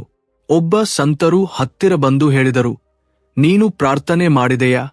ಹೌದು ಎಂದು ಹೇಳಿದನು. ಆದರೆ ಉತ್ತರ ಸಿಗಲಿಲ್ಲ. ಸಂತರು ಮುಗುಳ್ನಕ್ಕು ಹೇಳಿದರು, ಹಾಗಾದರೆ ಈಗ ಚಿಂತೆ ಏಕೆ? ಒಂದೋ ನೀವು ಪ್ರಾರ್ಥನೆ ಮಾಡಿದ್ದೀರಿ ಅಥವಾ ಚಿಂತಿಸುತ್ತಿದ್ದೀರಿ. ಇವೆರಡೂ ಒಟ್ಟಿಗೆ ನಡೆಯಲು ಸಾಧ್ಯವಿಲ್ಲ.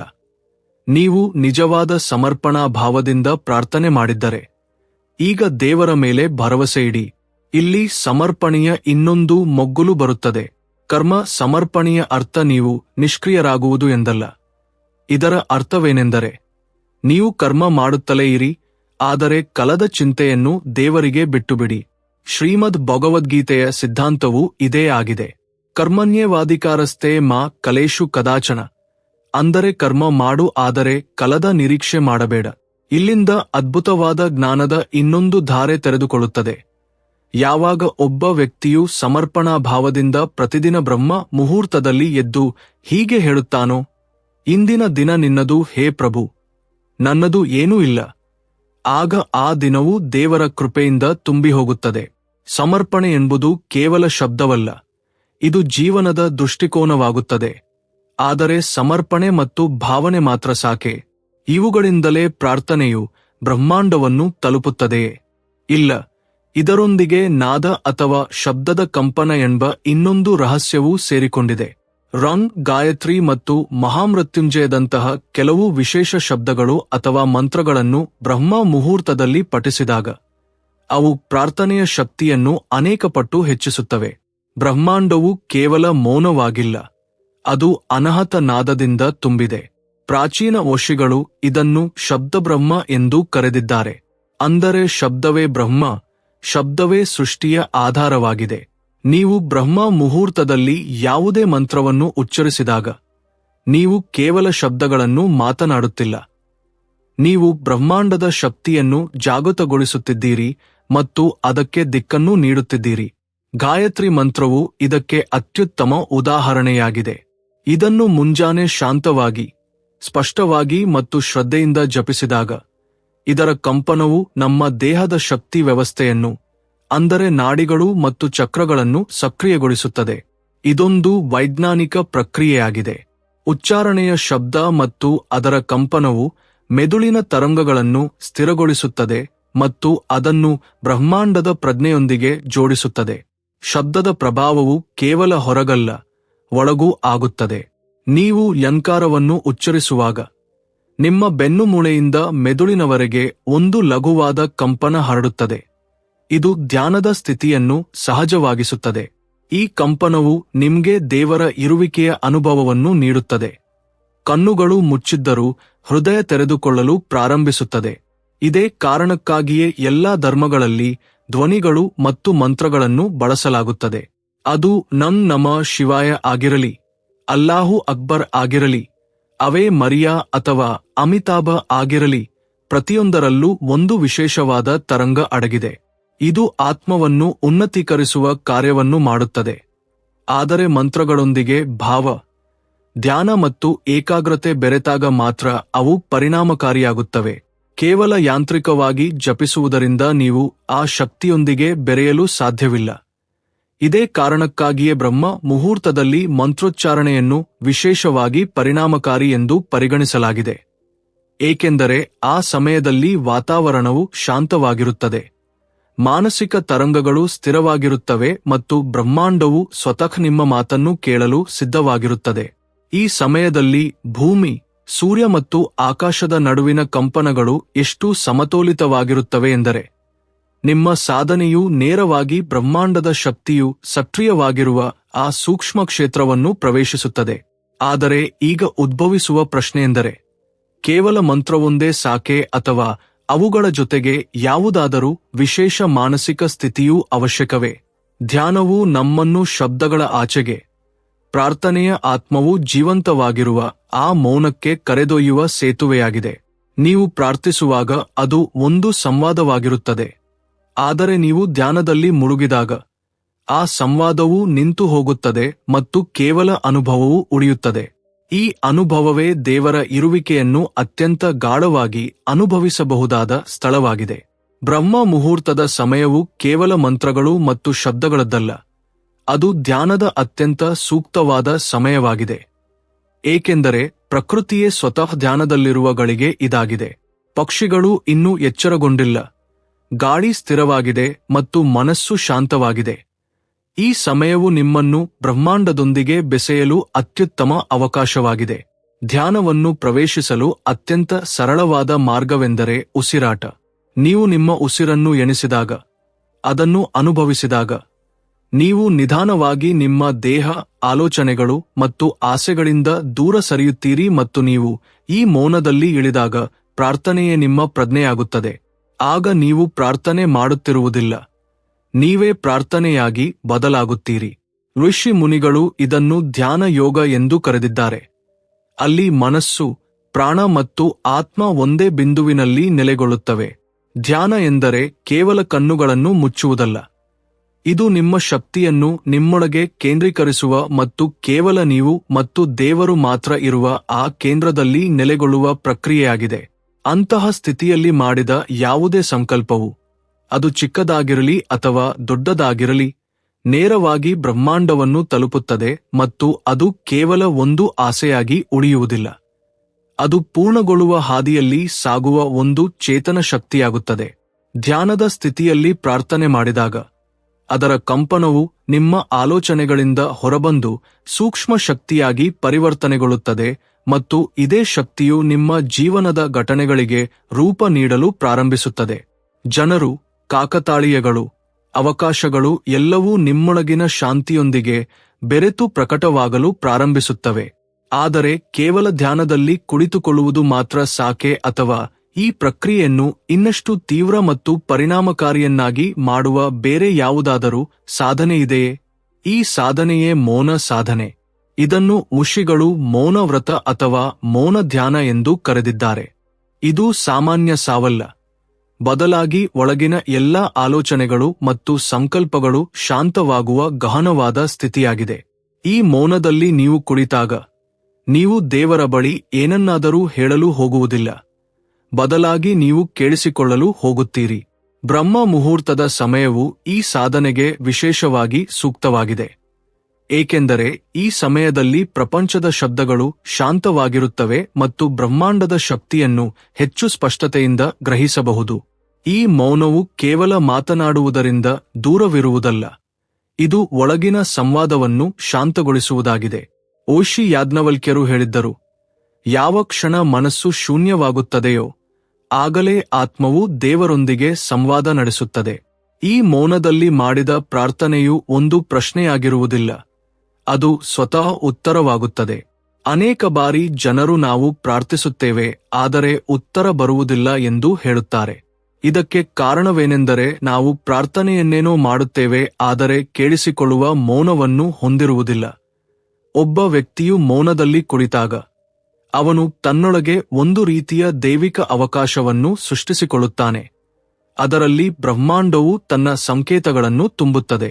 ಈ ಸಂಕೇತಗಳು ಆಲೋಚನೆಗಳು ಮತ್ತು ಅನುಭವಗಳ ರೂಪದಲ್ಲಿ ಅಥವಾ ಕೆಲವೊಮ್ಮೆ ಸ್ಪಷ್ಟವಾದ ಮಾತುಗಳ ರೂಪದಲ್ಲಿಯೂ ಪ್ರಕಟವಾಗಬಹುದು. ಅನೇಕ ಸಂತರು ಇದನ್ನು ಆಂತರಿಕ ವಾಣಿ ಎಂದು ಕರೆದಿದ್ದಾರೆ. ಇದನ್ನು ಕೇವಲ ಮೌನದಲ್ಲಿ ಮಾತ್ರ ಕೇಳಬಹುದು.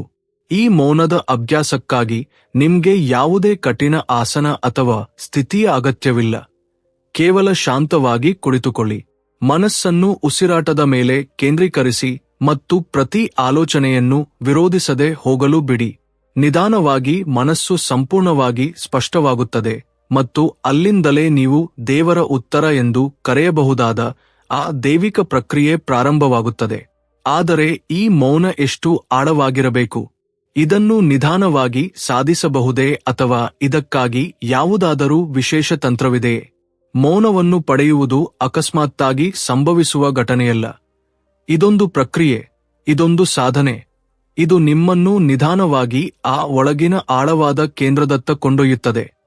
ಅಲ್ಲಿ ದೇವರ ಸ್ಪರ್ಶ ಸಾಧ್ಯವಾಗುತ್ತದೆ. ಇದಕ್ಕಾಗಿ ಬೇಕಾಗಿರುವ ಮೊದಲನೆಯ ಅಗತ್ಯವೆಂದರೆ ಅಭ್ಯಾಸ. ಹೇಗೆ ಸ್ನಾಯುಗಳಿಗೆ ವ್ಯಾಯಾಮದಿಂದ ಬಲ ಸಿಗುತ್ತದೆಯೋ ಹಾಗೆಯೇ ಮನಸ್ಸಿಗೂ ಶಾಂತಿಯ ಅಭ್ಯಾಸ ಬೇಕು. ಪ್ರತಿದಿನ ಬೆಳಿಗ್ಗೆ ಬ್ರಹ್ಮ ಮುಹೂರ್ತದಲ್ಲಿ ಎದ್ದು ಮೌನವಾಗಿ ಕುಳಿತುಕೊಳ್ಳುವುದು ಒಂದು ಸರಳ ವಿಧಾನ. ಅದನ್ನು ನಾವು ಧ್ಯಾನ ಎಂದು ಕರೆಯಬಹುದು. ಇದರ ಅರ್ಥ ಭೂತ, ವರ್ತಮಾನ ಮತ್ತು ಭವಿಷ್ಯತ್ತಿನಿಂದ ಮುಕ್ತರಾಗಿ ಕೇವಲ ಈ ಕ್ಷಣದಲ್ಲಿ ನೆಲೆನಿಲ್ಲುವುದಾಗಿದೆ. ಇದಕ್ಕಾಗಿ ನಿಮ್ಮ ಕಣ್ಣುಗಳನ್ನು ಮುಚ್ಚಿ, ದೇಹವನ್ನು ಸ್ಥಿರವಾಗಿರಿಸಿ ಮತ್ತು ಕೇವಲ 3 ವಿಷಯಗಳ ಮೇಲೆ ಗಮನ ಹರಿಸಿ: ಉಸಿರಾಟದ ಆಗಮನ, ನಿರ್ಗಮನ ಮತ್ತು ಅವುಗಳ ನಡುವಿನ ಮೌನ. ಉಸಿರಾಟವು ಆಳವಾಗುತ್ತಿದ್ದಂತೆ ಆಲೋಚನೆಗಳು ನಿಧಾನವಾಗುತ್ತವೆ ಮತ್ತು ಆಲೋಚನೆಗಳ ಹರಿವು ನಿಂತಾಗ ಒಳಗಿನಿಂದ ಅದ್ಭುತ ಶಕ್ತಿಯೊಂದು ಹೊರಹೊಮ್ಮುವುದನ್ನು ನೀವು ಕಾಣುವಿರಿ. ಇದು ಉಪನಿಷತ್ತುಗಳು ಅಂತಃಕರಣ ಎಂದು ಕರೆದಿರುವ ಅದೇ ಪ್ರಜ್ಞೆಯಾಗಿದೆ. ಈಗ ಮುಂದಿನ ವಿಧಾನವೇ ನಾದ ಯೋಗ. ಇದೊಂದು ಬಹಳ ಹಳೆಯದಾದ ಆದರೆ ಶಕ್ತಿಯುತವಾದ ವಿಧಾನವಾಗಿದ್ದು, ಇದರಲ್ಲಿ ನೀವು ನಿಮ್ಮೊಳಗೆ ಉಂಟಾಗುವ ಸೂಕ್ಷ್ಮ ಧ್ವನಿಗಳ ಮೇಲೆ ಗಮನ ಕೇಂದ್ರೀಕರಿಸುತ್ತೀರಿ.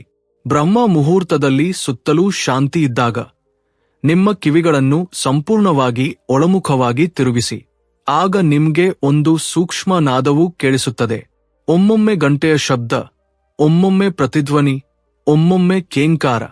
ಇದು ಆತ್ಮದ ಆಳದಿಂದ ಏಳುವ ಅದೇ ಧ್ವನಿಯಾಗಿದೆ. ಯಾರು ಈ ನಾದದ ಮೇಲೆ ಧ್ಯಾನ ಮಾಡುತ್ತಾರೋ ಅವರ ಮನಸ್ಸು ತನ್ನಷ್ಟಕ್ಕೆ ಶಾಂತವಾಗುತ್ತದೆ ಮತ್ತು ಈ ಮೌನವು ಕೇವಲ ಒಂದು ಮಾನಸಿಕ ಸ್ಥಿತಿಯಾಗಿ ಉಳಿಯುವುದಿಲ್ಲ. ಇದು ಒಂದು ದಿವ್ಯ ದ್ವಾರವಾಗುತ್ತದೆ.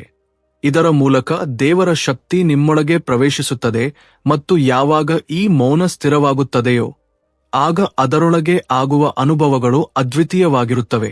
ಕೇವಲ ಆಂತರಿಕ ಶಾಂತಿ ಮಾತ್ರವಲ್ಲ, ಜೀವನದ ಉತ್ತರಗಳು ಮತ್ತು ಸಂಕಲ್ಪಗಳ ಪೂರೈಕೆಯೂ ಆಗುತ್ತದೆ. ಮತ್ತು ಒಂದು ದಿವ್ಯ ಆತ್ಮವಿಶ್ವಾಸ. ಪ್ರಾರ್ಥನೆಯು ಕೇವಲ ಆಸೆಯಾಗಿ ಉಳಿಯದ ಸ್ಥಳ ಇದೇ ಆಗಿದೆ. ಅದು ಆಕಾಶದಲ್ಲಿ ಬಿತ್ತಿದ ಬೀಜದಂತೆ ಫಲ ನೀಡಲು ಪ್ರಾರಂಭಿಸುತ್ತದೆ.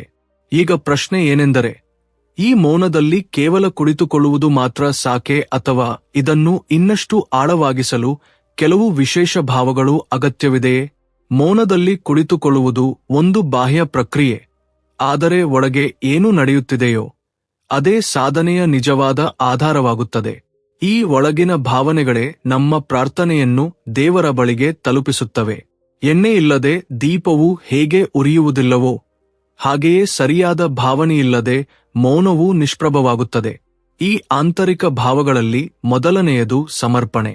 ನೀವು ಬ್ರಹ್ಮ ಮುಹೂರ್ತದಲ್ಲಿ ಮೌನವಾಗಿ ಕುಳಿತಾಗ ನಿಮ್ಮೊಳಗೆ ಈ ಭಾವನೆಯನ್ನು ಇಟ್ಟುಕೊಳ್ಳಿ: ಹೇ ಪ್ರಭು, ನಾನು ಏನನ್ನೂ ಕೇಳಲು ಬಂದಿಲ್ಲ, ಕೇವಲ ನಿನ್ನೊಂದಿಗೆ ಸಂಪರ್ಕ ಸಾಧಿಸಲು ಬಂದಿದ್ದೇನೆ. ನೀನು ನನಗೆ ಏನನ್ನಾದರೂ ನೀಡಲು ಬಯಸದರೆ ನಿನಗೆ ಧನ್ಯವಾದಗಳು ಮತ್ತು ಏನನ್ನೂ ನೀಡಲು ಬಯಸದಿದ್ದರೂ ನಿನಗೆ ಧನ್ಯವಾದಗಳು. ಈ ಭಾವವು ಪ್ರಾರ್ಥನೆಗೆ ಎಷ್ಟೊಂದು ಶಕ್ತಿಯನ್ನು ನೀಡುತ್ತದೆ ಎಂದರೆ ಅದು ಬ್ರಹ್ಮಾಂಡದ ಶಕ್ತಿಯನ್ನು ಆಕರ್ಷಿಸಿಕೊಳ್ಳುತ್ತದೆ. ಎರಡನೇ ಭಾವವೇ ಶ್ರದ್ಧೆ. ಪರಮಹಂಸ ಯೋಗಾನಂದರು ಹೇಳುವಂತೆ, ಶ್ರದ್ಧೆಯು ದಿವ್ಯ ಖಜಾನೆಯನ್ನು ತೆರೆಯುವ ಕೀಲಿ ಕಲೆಯಾಗಿದೆ. ಪ್ರಾರ್ಥನೆ ಮಾಡುವಾಗ ನಾನು ಕೇಳುತ್ತಿರುವುದು ನನಗೆ ಖಂಡಿತವಾಗಿಯೂ ಸಿಗುತ್ತದೆ ಎಂಬ ಅಚಲ ವಿಶ್ವಾಸ ನಮ್ಮೊಳಗಿರಬೇಕು. ಈಗ ಸಿಗದಿದ್ದರೆ ಯಾವುದಾದರೂ ಶುಭ ಗಳಿಗೆಯಲ್ಲಿ ಸಿಗಬಹುದು ಮತ್ತು ಅದು ಸಿಗದಿದ್ದರೆ ಅದಕ್ಕಿಂತಲೂ ಶ್ರೇಷ್ಠವಾದುದು ನನ್ನ ಕಡೆಗೆ ಬರುತ್ತಿದೆ ಎಂದು ನಂಬಬೇಕು. ಮೂರನೇ ಭಾವವೇ ಕರುಣೆ. ಯಾವಾಗ ಪ್ರಾರ್ಥನೆಯು ಕೇವಲ ತನಗಾಗಿ ಇರದೆ ಸಮಸ್ತರಿಗಾಗಿ ಇರುತ್ತದೆಯೋ ಅದೇ ಕರುಣೆ. ಯಾವಾಗ ನೀವು ನಿಮ್ಮೊಂದಿಗೆ ಇತರರ ಸುಖ ಮತ್ತು ಕಲ್ಯಾಣದ ಭಾವನೆಯನ್ನು ಹೊಂದಿರುತ್ತೀರೋ ಆಗ ಬ್ರಹ್ಮಾಂಡವು ನಿಮಗಾಗಿ ಹೆಚ್ಚು ಶಕ್ತಿಶಾಲಿಯಾಗಿ ಸಕ್ರಿಯವಾಗುತ್ತದೆ. ಸಂತ ತುಕಾರಾಮ್ ಹೇಳುತ್ತಾರೆ, ಯಾರು ಕೇವಲ ತನಗಾಗಿ ಬೇಡುತ್ತಾರೋ ಅವರು ಭಿಕ್ಷುಕರು ಮತ್ತು ಯಾರು ಎಲ್ಲರಿಗಾಗಿ ಬೇಡುತ್ತಾರೋ ಅವರು ಸಂತರು. ಈ ಭಾವನೆಗಳೊಂದಿಗೆ ನೀವು ಮೌನದಲ್ಲಿ ಕುಳಿತಾಗ ನಿಮ್ಮ ಶಕ್ತಿಯ ಮಟ್ಟವು ತಾನಾಗಿಯೇ ಇರುತ್ತದೆ ಮತ್ತು ಈ ಶಕ್ತಿಯುತ ಸ್ಥಿತಿಯು ದೇವರನ್ನು ನಿಮ್ಮ ಪ್ರಾರ್ಥನೆಯ ಕಡೆಗೆ ಸೆಳೆಯುತ್ತದೆ. ಆಗ ಈ ಪ್ರಾರ್ಥನೆಯು ಕೇವಲ ಶಬ್ದಗಳಾಗಿ ಉಳಿಯುವುದಿಲ್ಲ. ಅದು ಸಮಯ, ದೂರ ಮತ್ತು ಅಡೆತಡೆಗಳನ್ನು ದಾಟಿ ದೇವರನ್ನು ತಲುಪುವ ಜೀವನ ತರಂಗವಾಗುತ್ತದೆ. ಆದರೆ ಈ ಭಾವನೆಗಳನ್ನು ಕೇವಲ ಬೆಳಗಿನ ಸಮಯದಲ್ಲಿ ಮಾತ್ರ ಅನುಭವಿಸಬೇಕೆ? ದಿನವಿಡೀ ಇವುಗಳನ್ನು ಉಳಿಸಿಕೊಳ್ಳಬಹುದೇ? ಬ್ರಹ್ಮ ಮುಹೂರ್ತದಲ್ಲಿ ಮಾಡಿದ ಸಾಧನೆ ಮತ್ತು ಪ್ರಾರ್ಥನೆಯು ಕೇವಲ ಕೆಲವು ಕ್ಷಣಗಳ ಅನುಭವವಾಗಬಾರದು. ಅದು ಒಂದು ಬೀಜವಿದ್ದಂತೆ. ಜೀವನವೆಂಬ ವೃಕ್ಷವು ದೈವಿಕ ಫಲವನ್ನು ನೀಡುವಂತಾಗಲು ದಿನದ ಎಲ್ಲಾ ಚಟುವಟಿಕೆಗಳಲ್ಲಿ ಅದಕ್ಕೆ ನೀರುಣಿಸಬೇಕು. ಇದಕ್ಕಾಗಿ ಪ್ರಾರ್ಥನೆಯು ಕೇವಲ ಮಾತನಾಡುವುದರಿಂದಲ್ಲ, ಆದರೆ ಬದುಕುವುದರಿಂದ ಸಿದ್ಧಿಸುತ್ತದೆ ಎಂದು ನಾವು ಅರ್ಥಮಾಡಿಕೊಳ್ಳಬೇಕು. ನೀವು ಬೆಳಿಗ್ಗೆ ಮೌನದಲ್ಲಿ ಕುಳಿತಾಗ, ಸಮರ್ಪಣೆ ಮತ್ತು ಶ್ರದ್ಧೆಯಿಂದ ತುಂಬಿರುವಾಗ, ಅದೇ ಭಾವನೆಯನ್ನು ನಿಮ್ಮೊಳಗೆ ಒಂದು ಜ್ವಾಲೆಯಂತೆ ಉರಿಯಲು ಬಿಡಿ. ಒಂದು ಸಂಕಲ್ಪದೊಂದಿಗೆ ದಿನವನ್ನು ಪ್ರಾರಂಭಿಸಿ. ಇಂದಿನ ಪ್ರತಿಯೊಂದು ಕೆಲಸ, ಪ್ರತಿಯೊಂದು ಮಾತು, ಪ್ರತಿಯೊಂದು ಆಲೋಚನೆಯು ನಾನು ಬ್ರಹ್ಮ ಮುಹೂರ್ತದಲ್ಲಿ ಅನುಭವಿಸಿದ ಆ ಮೌನದ ಸಮತೋಲಿತ ನೆರಳಿನಲ್ಲಿಯೇ ಇರುತ್ತದೆ.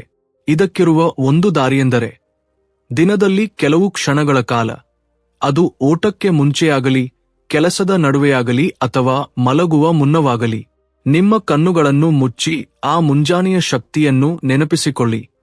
ಕೇವಲ 30 ಸೆಕೆಂಡುಗಳ ಮೌನವು ಆ ದೈವತ್ವವನ್ನು ಮತ್ತೆ ಜೀವಂತಗೊಳಿಸಬಲ್ಲದು. ಎರಡನೆಯ ದಾರಿಯೆಂದರೆ ನಿಮ್ಮ ಕರ್ಮಗಳನ್ನು ಪ್ರಾರ್ಥನೆಯನ್ನಾಗಿ ಮಾಡುವುದು. ನೀವು ಯಾರಿಗಾದರೂ ಸಹಾಯ ಮಾಡಿದಾಗ, ನೀವು ಪ್ರೀತಿಯಿಂದ ಮಾತನಾಡುವಾಗ, ನೀವು ಕಾರಣವಿಲ್ಲದೆ ಮುಗುಳ್ನಕ್ಕಾಗ, ನೀವು ಆ ಮೌನವನ್ನು ಕರ್ಮವನ್ನಾಗಿ ಬದಲಾಯಿಸುತ್ತಿರುತ್ತೀರಿ. ಗೀತೆಯಲ್ಲಿ ಶ್ರೀಕೃಷ್ಣನು ಯೋಗ ಕರ್ಮಸು ಕೌಶಲಂ ಎಂದು ಹೇಳುತ್ತಾನೆ. ಯಾವಾಗ ಕರ್ಮವು ಕೇವಲ ಕರ್ತವ್ಯವಾಗಿ ಉಳಿಯದೆ, ಅದನ್ನು ಧ್ಯಾನಪೂರ್ವಕವಾಗಿ ಮತ್ತು ಭಾವಪೂರ್ಣವಾಗಿ ಮಾಡಲಾಗುತ್ತದೆಯೋ, ಆಗ ಅದು ಯೋಗವಾಗುತ್ತದೆ. ಇಲ್ಲಿಂದಲೇ ನಮ್ಮ ಪ್ರಾರ್ಥನೆಯು ಸ್ಥಾಯಿ ರೂಪವನ್ನು ಪಡೆದುಕೊಳ್ಳುತ್ತದೆ. ಅದು ಕೇವಲ ಬೆಳಗಿನ ಸಾಧನೆಗೆ ಸೀಮಿತವಾಗಿರದೆ, ನಮ್ಮ ಜೀವನದ ಪ್ರತಿಯೊಂದು ಎದೆಬಡಿತ ಮತ್ತು ಪ್ರತಿಯೊಂದು ಉಸಿರಿನಲ್ಲಿಯೂ ಹರಿಯಲು ಪ್ರಾರಂಭಿಸುತ್ತದೆ. ಇದು ಜೀವನದ ಎಂತಹ ಅವಸ್ಥೆಯೆಂದರೆ, ಅಲ್ಲಿ ವ್ಯಕ್ತಿಯು ಒಳಗಿನಿಂದ ಎಷ್ಟು ಸ್ಥಿರನಾಗುತ್ತಾನೆಂದರೆ, ಅವನಿಗೆ ಏನನ್ನು ಬೇಡುವ ಅವಶ್ಯಕತೆಯೇ ಇರುವುದಿಲ್ಲ, ಮತ್ತು ಆದರೂ ಎಲ್ಲವೂ ತಾನಾಗಿಯೇ ಸಿಗಲಾರಂಭಿಸುತ್ತದೆ. ಈಗ ಮುಂದಿನ ಪ್ರಶ್ನೆ ಏನೆಂದರೆ, ಈ ಬ್ರಹ್ಮಮುಹೂರ್ತದ ಸಾಧನೆಯಿಂದ ಕೇವಲ ಮಾನಸಿಕ ಮತ್ತು ಆಧ್ಯಾತ್ಮಿಕ ಲಾಭಗಳು ಮಾತ್ರ ಆಗುತ್ತವೆಯೇ, ಅಥವಾ ಇದರ ಪ್ರಭಾವವು ಭೌತಿಕ ಜೀವನ ಮತ್ತು ಸಂಬಂಧಗಳ ಮೇಲೂ ಬೀರುತ್ತದೆಯೇ? ಬ್ರಹ್ಮ ಮುಹೂರ್ತದಲ್ಲಿ ಮಾಡಿದ ಆತ್ಮ ಸಂಪರ್ಕವು ಕೇವಲ ವೈಯಕ್ತಿಕ ಶಾಂತಿಗೆ ಸೀಮಿತವಾಗಿರುವುದಿಲ್ಲ. ಅದು ನಿಧಾನವಾಗಿ ನಿಮ್ಮ ಸಂಪೂರ್ಣ ಜೀವನದಲ್ಲಿ ಪ್ರತಿಫಲಿಸಲು ಆರಂಭಿಸುತ್ತದೆ. ಯಾವಾಗ ನೀವು ಮೌನವಾಗಿ ದೇವರೊಂದಿಗೆ ಸಂಪರ್ಕ ಸಾಧಿಸುತ್ತೀರೋ, ಆಗ ನಿಮ್ಮ ಪ್ರಜ್ಞೆಯು ಪ್ರತಿಯೊಂದು ಸಂಬಂಧದಲ್ಲೂ ಬೆಳಕನ್ನು ಚೆಲ್ಲುವಂತಹ ಶಕ್ತಿಯಿಂದ ತುಂಬಿಕೊಳ್ಳುತ್ತದೆ.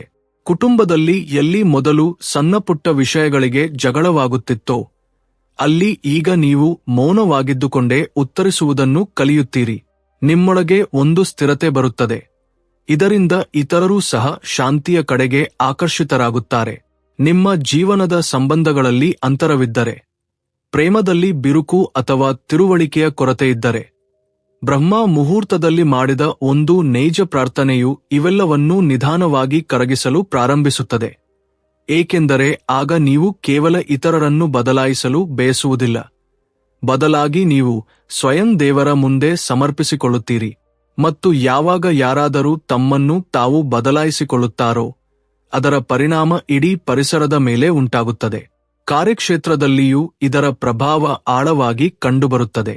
ನೀವು ನಿರ್ಧಾರಗಳನ್ನು ತೆಗೆದುಕೊಳ್ಳುವಲ್ಲಿ ಹೆಚ್ಚು ಶಾಂತ ಮತ್ತು ಸ್ಪಷ್ಟವಾಗಿರುತ್ತೀರಿ. ಸಹೋದ್ಯೋಗಿಗಳು ನಿಮ್ಮ ನಡವಳಿಕೆಯಿಂದ ಪ್ರಭಾವಿತರಾಗುತ್ತಾರೆ, ಏಕೆಂದರೆ ಅದರಲ್ಲಿ ಅಹಂಕಾರವಿರುವುದಿಲ್ಲ, ಬದಲಾಗಿ ಕರುಣೆ ಇರುತ್ತದೆ. ಮೊದಲು ಯಾರು ಟೀಕಿಸುತ್ತಿದ್ದರೋ, ಅವರೇ ಈಗ ನಿಮ್ಮಿಂದ ಮಾರ್ಗದರ್ಶನವನ್ನು ಕೋರುತ್ತಾರೆ. ಏಕೆಂದರೆ ಕೇವಲ ಧ್ಯಾನ ಮತ್ತು ಪ್ರಾರ್ಥನೆಯಿಂದ ಉಂಟಾಗುವ ಆ ವಿಶೇಷ ಶಕ್ತಿಯು ಈಗ ನಿಮ್ಮಲ್ಲಿದೆ. ಆದರೆ ಈ ಅಭ್ಯಾಸವನ್ನು ನೀವು ಕೇವಲ ಒಂದು ವಿಧಾನವನ್ನಾಗಿ ನೋಡದೆ, ಜೀವನ ಶೈಲಿಯನ್ನಾಗಿ ಅಳವಡಿಸಿಕೊಂಡಾಗ ಮಾತ್ರ ಈ ಶಕ್ತಿಯು ನಿಮ್ಮಲ್ಲಿ ಉಳಿಯುತ್ತದೆ. ಮತ್ತು ಇಲ್ಲಿಂದಲೇ ನಾನು ನಿಮಗೆ ಕೊನೆಯಲ್ಲಿ ಹೇಳಲು ಬಯಸುವ ವಿಷಯ ಬರುತ್ತದೆ. ಈ ಪ್ರಯಾಣ ಇನ್ನೂ ಮುಗಿದಿಲ್ಲ. ಇದು ಕೇವಲ ಒಂದು ದ್ವಾರವಾಗಿದೆ. ನಿಮ್ಮೊಳಗೆ ಅಡಗಿರುವ ದೈವತ್ವವನ್ನು ಅನುಭವಿಸುವ ಆರಂಭವಾಗಿದೆ. ಈ ಶಕ್ತಿಯು ಎಂದಿಗೂ ನಿಲ್ಲಬಾರದು ಎಂದು ನೀವು ಬಯಸಿದರೆ, ನೀವು ಪ್ರತಿದಿನ ಹೊಸದನ್ನು ಕಲಿಯಲು ಬಯಸಿದರೆ, ನೀವು ಯಾರು ಮತ್ತು ನೀವು ಏನಾಗಬಹುದು ಎಂಬುದನ್ನು ಪ್ರತಿದಿನ ಬೆಳಿಗ್ಗೆ ಯಾರಾದರೂ ನಿಮಗೆ ನೆನಪಿಸಬೇಕೆಂದು ನೀವು ಬಯಸಿದರೆ, ನಮ್ಮ ಈ ಚಾನೆಲ್ಗೆ ಸೇರಿಕೊಳ್ಳುವಂತೆ ನಾನು ನಿಮ್ಮಲ್ಲಿ ವಿನಮ್ರವಾಗಿ ವಿನಂತಿಸುತ್ತೇನೆ. ಇದೊಂದು ಕೇವಲ ಯೂಟ್ಯೂಬ್ ಚಾನೆಲ್ ಅಲ್ಲ, ಇದೊಂದು ಸಾಧನೆಯ ಸಂಘ, ನಿಮ್ಮೊಂದಿಗೆ ಅದೇ ದೈವತ್ವದ ಕಡೆಗೆ ನಡೆಯಲು ಬಯಸುವ ಒಂದು ಕುಟುಂಬವಾಗಿದೆ. ಈ ಚಾನೆಲ್ ಅನ್ನು ಸಬ್ಸ್ಕ್ರೈಬ್ ಮಾಡಿ, ಬೆಲ್ ಐಕಾನ್ ಒತ್ತಿರಿ. ಇದರಿಂದ ಯಾವುದೇ ಹೊಸ ಸಾಧನೆ, ಪ್ರಾರ್ಥನೆ ಅಥವಾ ಧ್ಯಾನದ ವಿಧಾನ ಬಂದಾಗ ನಿಮಗೆ ಮೊದಲು ಅದರ ಸಂದೇಶ ಸಿಗುತ್ತದೆ. ನಾವು ಪ್ರತಿದಿನ, ಪ್ರತಿ ವಾರ ನಿಮಗೆ ಅಂತಹ ಜ್ಞಾನ, ಧ್ಯಾನ ಮತ್ತು ಅನುಭವಗಳ ಸರಣಿಯನ್ನು ನೀಡುತ್ತೇವೆ. ಅದು ನಿಮ್ಮೊಳಗಿನ ಪವಾಡವನ್ನು ಜಾಗೃತಗೊಳಿಸಬಹುದು. ಈ ವಿಡಿಯೋವನ್ನು ಕೊನೆಯವರೆಗೂ ನೋಡಿದ್ದಕ್ಕಾಗಿ ನಿಮ್ಗೆ ತುಂಬಾ ಧನ್ಯವಾದಗಳು. ಜೈ ಗುರುದೇವ್.